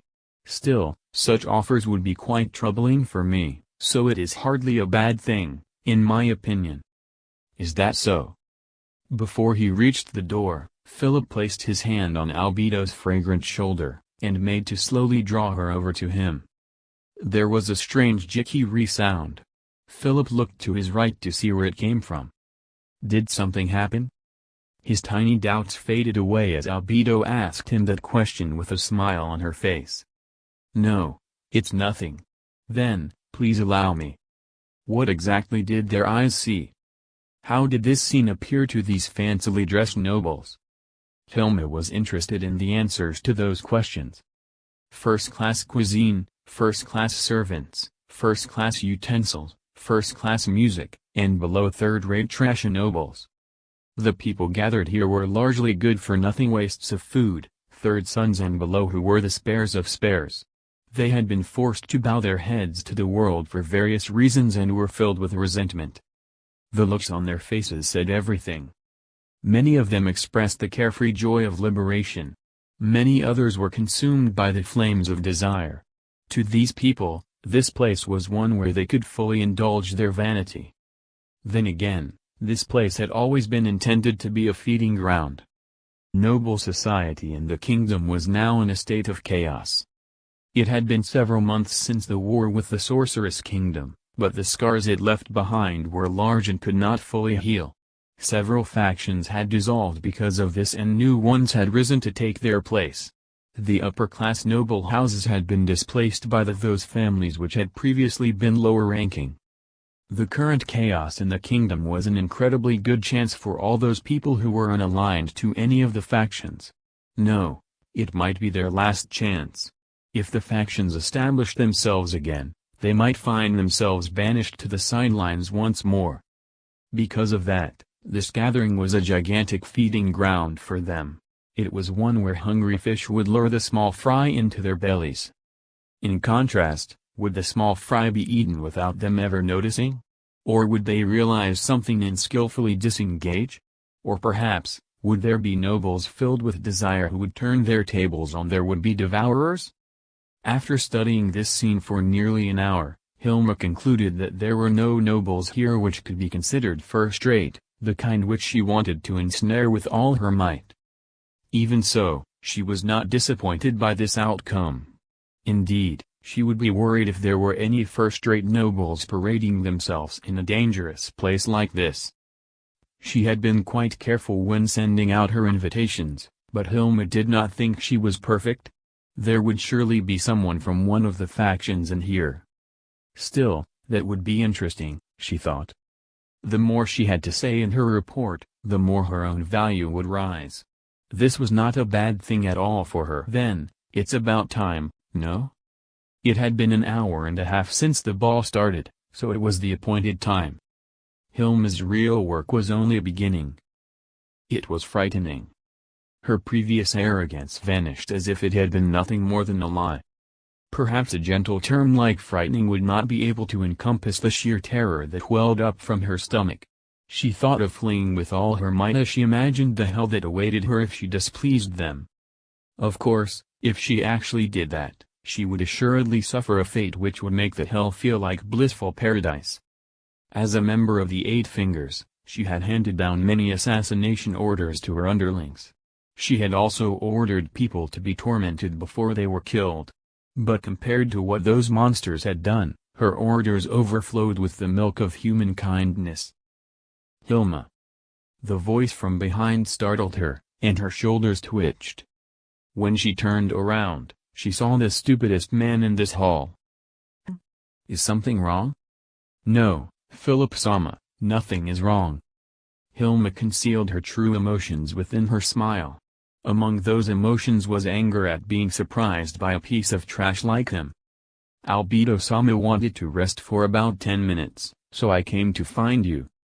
That is quite reasonable, given that she was speaking with all those guests. I understand, then, I shall accompany Albedo-sama to the break room. Really? Then, I shall go too. What the hell is he talking about? That was the reply Hilma wanted to give. No, it might be that he had sensed something. With caution in her heart, Hilma continued her act. I feel it would be better not to do so. Why is that? I was by Albedo-sama's side until just now. It shouldn't be strange for us to go together, right? Now, Hilma was sure that this man had not suspected anything. In other words, he was a moron amongst morons, a good-for-nothing with neither the knowledge nor the etiquette to be a nobleman. I fear that if a lady is accompanied to the rest area by a gentleman who is not her husband, it might lead to the spread of inappropriate rumors for both parties. However, my plan is to immediately return once I get there. Even so, it is not quite appropriate. I understand your concern for her as the host of this event. However, I am also the provider of the venue, so please allow me to take on this responsibility and escort Albedo-sama safely to the rest area. Ah. It looked like he was going to say something else, so Hilma waited in silence for him to finish. The truth was, she wanted to get this over with as soon as possible. Unfortunately, this imbecile was also the driving force behind this gathering. She could not be too rude towards him. What do you think I should do in order to join myself to her in matrimony? Huh? Hilma had completely forgotten to stay in character because of his words. Eh? Say what? As in, a way to have Albedo-sama marry me. Seriously? Hilma desperately fought the urge to shout those words. She could hardly believe anyone could actually be this stupid. According to Hilma's information, the person he was courting was the Sorcerer King's right hand, in other words, someone who held a position equivalent to that of a prime minister. It was unthinkable for a low-class noble from a neighboring country to actually utter those words to someone like her. Perhaps if he had asked to marry Princess Rainer instead, Hilma might have been less shocked. But you see, I'm a man who managed to gather this many nobles too. I don't think I'm that far behind her, what do you think? Without her realizing it, Hilma's throat had contracted tightly. Even though she knew those things would not be sliding down her throat, the unease and terror of the trauma she had suffered drove her to do so. No, that was not a thing which could be summed up with the word trauma. What if that person heard those foolish words, which held zero appeal to that woman? What would happen? It would be alright if only Philip had to bear those consequences. But if she was to be punished for it as well, that black hell might well be waiting for her. In any case, it's hardly workable. I heard she holds a position equivalent to that of a prime minister in the Sorceress Kingdom. That is to say, she would be a duchess in the kingdom. But isn't the Sorceress Kingdom a tiny marble of a city-state? No, you can't speak of it that way. Those words, which seemed to sneer at the Sorceress Kingdom, made Hilma break out in goosebumps. It was true that in terms of territory, the Sorceress Kingdom was not large, even with the cat's plains factored in. However, was their military power not overwhelmingly superior? Regardless of how much effort one put into trade, diplomacy and other fields, relationships between nations were still decided by their comparative military strengths. It did not matter how large a nation's territory was, because once that nation lost, it would all be taken away. If he did not even understand that fact, then how could she possibly explain it in a way that this twit could understand? Hilma pondered deeply, but could not find an answer. After all, wisdom and stupidity were two sides of the same coin. In the end, she had to reason it out for him. It cannot be done. There is no chance that woman would wed you, Philip-sama. But I thought the mood was pretty good. Didn't the two of us look good together when we made our entrance? So that's what he was thinking, Hilma thought in surprise. Could it be that he was trying to get people on his side by acting like he had the Sorceress Kingdom's backing? This fellow is the ultimate moron. Seriously, spare me, I'm begging you. Please don't make that person angry. Hilma felt something sour rising up from her stomach. Yet, at the same time, she wanted to let this fellow feel what it was like to have something squirming into his stomach. Perhaps I've said too much. Please allow me to escort Albedo-sama. You should stay here and enjoy yourself as the host, Philip-sama. Well, since it's like that, it can't be helped. I'll leave Albedo-sama to you, then. I'd do that without you having to say it. Hilma lowered her head, keeping those words in her heart. Then, in order not to hear any more of that nitwit's babblings, she made a beeline to Albedo's side. Albedo was speaking to a nobleman. Under normal circumstances, Hilma might have watched the mood and bade her time, However, dealing with that nincompoop had exhausted her, so she immediately cut in and addressed Albedo. "Forgive me, Albedo-sama, it seems it is about time for you to have a rest." "Indeed. My apologies, do allow me a short break." Taking Albedo by the hand, Hilma led Albedo out of the ballroom. "Futilda, ah, how disgusting." Hilma turned around as she heard the voice from behind her. If things were really that bad, what should she do? As she turned around, she saw Albedo dabbing at her shoulder with a handkerchief. Albedo's eyes met Hilma's. "That disgusting man touched me. Only one man in this world is allowed to touch my body in a lustful way. Shit. That piece of brainless dog shit." Her words were accompanied by a gnashing of teeth. To think that her face, which typically bore a gentle smile, would actually display her displeasure so openly. Was that an indicator of how unhappy she really was? Hilma hesitated. Should she speak to her? Or was this a prelude to her punishment? "What should I do? Say something." "Ah, why yes." Hilma replied as her heart filled with an incomparable terror. "I can understand how you feel, Albedo-sama. If that's the case, can you get rid of that creature and then prop up another human in his place? If it is your wish, then I shall immediately prepare another puppet for your strings, Albedo-sama." Albedo opened her mouth, and then closed it. She repeated that action several times. It was a very attractive suggestion, one which would make anyone hesitate. That said, it did not matter what she chose. Only hell would await him. Still, whatever happened to that idiotic Philip, one could only say that he had asked for it. Never mind. He was just a regular nuisance. That person's foolishness made quite an impression on the nobles at the royal dinner, so switching him out now would be a bit of a waste. It might be fun to follow up on that. But no, probably not. Hilma recalled the conversation from just now, the wild fantasies and ravings of the absolute madman who wanted to marry Albedo. What would change if she told her that? No, that was too scary. She could not possibly bring herself to tell Albedo. After all, she might get caught up in that as well. He did nothing, but believes that he's the only special one. He has truly reached the ultimate level of incompetence. Indeed. Soon I'll be able to splatter him all over the ground. He must be punished for the crime of touching this body of mine, which belongs to Ains-sama, with his filthy hands. They did not speak after that, nor did they meet anyone else. Hilma brought Albedo to a certain room. Once she reached that room, Hilma nearly collapsed due to her legs going soft in relief. Handling that woman alone, a confidant of that demon king who could even subdue that Jaldabeth, had drained an enormous amount of her stamina.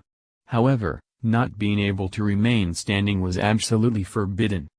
Hilma gathered up all her strength. In her heart, she resolved to sleep for a full day after all this was over. "This way, please." After Hilma opened the door, the men seated on the chairs within rose as one. All of them were as skinny as Hilma. They were Hilma's colleagues, the 5 branch leaders of 8 Fingers and their chairman, making a total of 6 people. They were also the people she trusted most in this world. In the past, they had feuded over profits, but now they no longer thought that way. After learning about the link between Jaldabeth and the Sorcerer's Kingdom, their fates were now linked. They had no choice but to work like slaves until this country was consumed and they were liberated. These close friends of hers lowered their heads deeply as they beheld the very incarnation of terror, Albedo. The fear they could not hide made itself visible in the trembling of their shoulders. Hilma closed the door to the room, and Albedo took the highest-placed seat in the room. The men and Hilma did not sit down, but remained standing as they awaited their orders. "Now then, an order for you lot. You are to transfer resources to the Sorceress Kingdom." "Understood, I am eager to serve." The head of the smuggling division did not waste a moment in replying. How could he delay? Once they had been summoned like this, the only possible response to any order they were given was understood. There was nothing else they could do apart from that. The smuggling division's leader had lost a lot of power in the Traders Guild during Jaldabath's disturbance, when much of his resources had been stolen away. Even so, there were advantages to being in his position. This was because his dealings with the nobles that had taken part in the war against the Sorceress Kingdom had been conducted entirely with cash. Or perhaps, it would be more accurate to say that his power was slowly returning now that the merchants, who had extended credit to the nobles, were now agonizing about repayment. I am not referring to that. All you need to do is conduct trade at an appropriate price. After that, you will use the money earned to import food in preparation for the upcoming famine in the kingdom. Buy the rations which the royal army could not move out in time. No, start by trading in grain futures. After all, Ain Sama has already begun large-scale food production. The future which she spoke of would surely come to pass, given the massive drop in the kingdom's workforce. Understood. I shall mobilize the traders immediately. These are especially important. Make sure they're in the first shipment to come over. The man carefully and graciously accepted the piece of paper that she had tossed out. Yes. Then, what news is there about magic items? Another man seemed to jump into the air. My deepest apologies. He bent his waist and bowed so hard that he hit his head against the table, striking it with a startling amount of force. My subordinates are currently infiltrating the Magicians Guild to conduct an in-depth investigation on them. If I can be allowed a little more time, no. If you are willing to accept an in-progress report, I can deliver one right now. Never mind, then. Just speed your actions up. In addition. Yes. Have you decided on your new colleagues yet? If so, we'll need to bring them back for baptism. The colleagues in question were meant to fill the empty seats of the Eight Fingers as the new division heads. As she recalled exactly what that baptism entailed, Hilma choked back the urge to vomit. Similar expressions to hers appeared on the faces of her friends, who were desperately trying to keep their facial nerves under control. It was a fiendish rite which broke the will and completely erased any inkling of resistance within its subjects.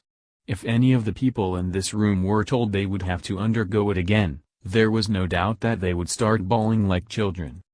I am very sorry, but we have not yet decided, said the chairman. This was the truth, and it was also a lie. The reason why he said so was because the divisions which the newcomers would head were now meaningless. The empty seats belonged to the chiefs of the security and slavery divisions. There was hardly any trade in the latter, so there was little benefit to having someone fill that position. As for the former position, the very need for its existence was in doubt. In addition, the gentlemen we were allowed to borrow have performed very well. It might not be out of the question to have them serve as division heads themselves. The gentlemen in question referred to the undead which had been lent to them, each of which possessed unbelievable power. Once they realized that the Six Arms were dead, a group of subordinates, the leaders of whom had originally been workers, began plotting a violent overthrow. As a result, they sent out one of those undead creatures. In the end, that entity had eliminated nearly 40 people without letting a single one escape. There was another reason for doing so, quite a laughable one, in fact. That was because nobody here wanted anyone else to go through the same thing as them. These hardened masters of the underworld who could calmly order the death of a man did not want anyone else to taste the same despair they had. This was how they protected them. I understand. It will be fine as long as the organization can function as normal. Then, do you have any particular requests for me? I fear to ask, but we have discovered that the skeletons have produced outstanding results in the mines I have acquired. If possible, we would like to hold on to them for a little longer. Of course. If you can pay the appropriate fee, there will be no problem. My deepest thanks. The speaker's forehead began sweating profusely. He wiped at it with a handkerchief which was so wet it had changed color. The frightening thing about the Sorceress Kingdom was not simply the whip that it wielded, but the sweets which it offered. They did not take everything away like the strong would do with the weak, but they conducted business like skilled traders and played by the rules. As long as they did not show any signs of betrayal, they might even feel the peace of mind that came from being protected by powerful beings. Of course, if the chance presented itself, they would still choose to flee in terror. Then, there's not much else for me to say in front of you. I believe I've mentioned this before, but do work your hardest to help the Sorceress Kingdom swallow up the kingdom in the future. In preparation for that day, you would do well to start making inroads at becoming legitimate businessmen. Understood? All of them nervously bowed to her. None of them would possibly object to the Sorceress Kingdom devouring the kingdom. Since these monsters had made their declaration, it was only a matter of time before it surely came to pass. At first, they had considered asking Blue Rose, Red Drop and Darkness for help. However, after hearing of the awesome power of the Sorcerer King, who counted Jaldabeth as one of his minions, they realized that there was no hope. All they could do was lower their heads and wait for the end to come. Oh right. Hilma and all the other members shuddered. There's one more thing I wanted to say. There's a magic item that I want you to use your intelligence networks to locate for me. Record your findings on a parchment at regular intervals and send them to Albedo in the Sorceress Kingdom. However, I don't know anything about its external appearance, so there is that. What sort of magic item would that be?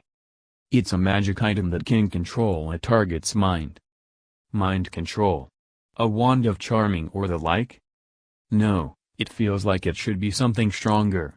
I'm looking for something not in general circulation, a legendary item, or at least news about it. You must let me know anything you find, however insignificant it might be. Do you understand? The mind control of which she spoke was a terrifying effect. It was obvious why she would be wary of such an item, and so they immediately showed that they understood. Princess Sama. The maid opened the door and barged in, clearly panicked. She had not knocked, which was hardly an act that was worthy of praise, but instead implied something had happened which flustered her to the extent of not doing so. Renner immediately saw through what was going on. However, in front of the maids, Renner was an innocent princess. Because of that, she put on a suitably clueless impression and asked in an equally airheaded voice. What's going on? The maid's eye twitched. That tick had probably come from her anger within. Why was this princess so daft while she herself was so worried? Renner lazily placed her cup on its saucer. The sound of doing so seemed to jolt the maid back to reality, and she hastily sprang into action. About that. It's okay, it'll be fine, calm down, take a deep breath. The maid did as Renner told, taking several deep breaths to regulate her panting. After regaining a measure of calmness, Renner asked, what happened? Is it demons again? And no, that's not it. The Sorceress Kingdom's emissary Sama says she wants to meet you, Renner Sama. Is it a lady? Yes, a very beautiful lady. Renner's question should have been strange, because there was only one woman among the envoys from the Sorceress Kingdom. If someone pressed the point, they might wonder what she was on about. However, the maid was currently confused, and answered in earnest. Well, it's fine, Renner thought. The more silly things she did, the more she built a reputation which she could use. It was all just set up, anyway. Climb had been standing by her side. His armor clattered in response. He must not have been able to follow what was going on. His adorable actions, like an innocent puppy, filled Renner's heart with a surge of tenderness. There was probably no way he could figure out why the emissary was coming here to meet Renner. He had already seen her exchange greetings with Renner. That being the case, speaking with the third princess, who was little more than an ornament, would not bring any benefits to the Sorceress Kingdom. At least, that was what Climb should be thinking. Renner smiled warmly in her heart. What they said about children being cuter the dumber they were was most assuredly true. Or rather, one could say that one loved them despite their shortcomings. Well, it was probably correct no matter how you looked at it. If someone other than Climb had done this, other emotions would have come to the surface. Although she was driven by the impulse to look into Climb's sparkling eyes forever, she had to bear with it for now. At least, until the moment she was enveloped by that delicious sugary candy. Why exactly would Albedo-sama want to meet me? Tilting her delicate little head was very important. Doing so would induce a negative reaction in the worried party. Its effectiveness had been proven after several experiments. And sure enough, weak flames flickered in the maid's pupils. They were flames of anger. At the same moment, Clime's armor clattered softly. He must have sensed that maid's feelings and thought of something. But the sound soon stopped, and he returned to his upright and locked position. How adorable! He was like a puppy that was confused over whether or not to step forward, in order to protect his mistress. That was because it would be better not to move if Renner had not noticed. The maid was the heiress of a good family, and no matter what Climb said, one word to her parents and Renner might be in trouble. Climb had probably thought of that. He was probably crying inside, since he believed so much in Renner. If only he had a good upbringing, this sort of thing would not be happening. Renner resisted the desire to turn to look at Climb, who was standing behind her. This was because the interfering maid opened her mouth to speak. I do not know the reason, only that she wanted to meet you. Is that so? Albedo-sama is a woman too, so maybe it's girl talk. Is it about makeup? She asked that question in an innocent, or perhaps in a flat-out brainless way. I do not know about it either. Then, may I bring her in? Of course you may. After her reply of feigned delight, Renner turned to look at Climb. Climb, I'm sorry, but since this is a matter between ladies, could you step out of the room for a while? Understood. It was kind of a shame, but that could not be helped either. Climb did not need to know about bothersome things. All he needed to do was look at her with those pretty eyes of his. When Albedo entered the room, there was only one person inside. Albedo had 4 objectives in coming to the royal capital. The first was the transportation of resources. The second was to create a casus belli. The third was to lay the foundation for her personal objectives. The fourth was to make a trade with the owner of this room. No, calling it a trade would not be entirely accurate. This was more of a reward. Albedo strode across the room and took a seat without waiting for the owner of the room to give her permission. Then, she looked to the girl who was genuflecting before her with her head lowered, and said, "You may raise your head." "Yes." The girl called Renner lifted her face. "You have done an excellent job." "Thank you very much, Albedo-sama." "Ara." Albedo seemed quite interested in Renner's reaction, which was completely unlike what she had shown thus far. This was the Renner of whom Demiurge had spoken.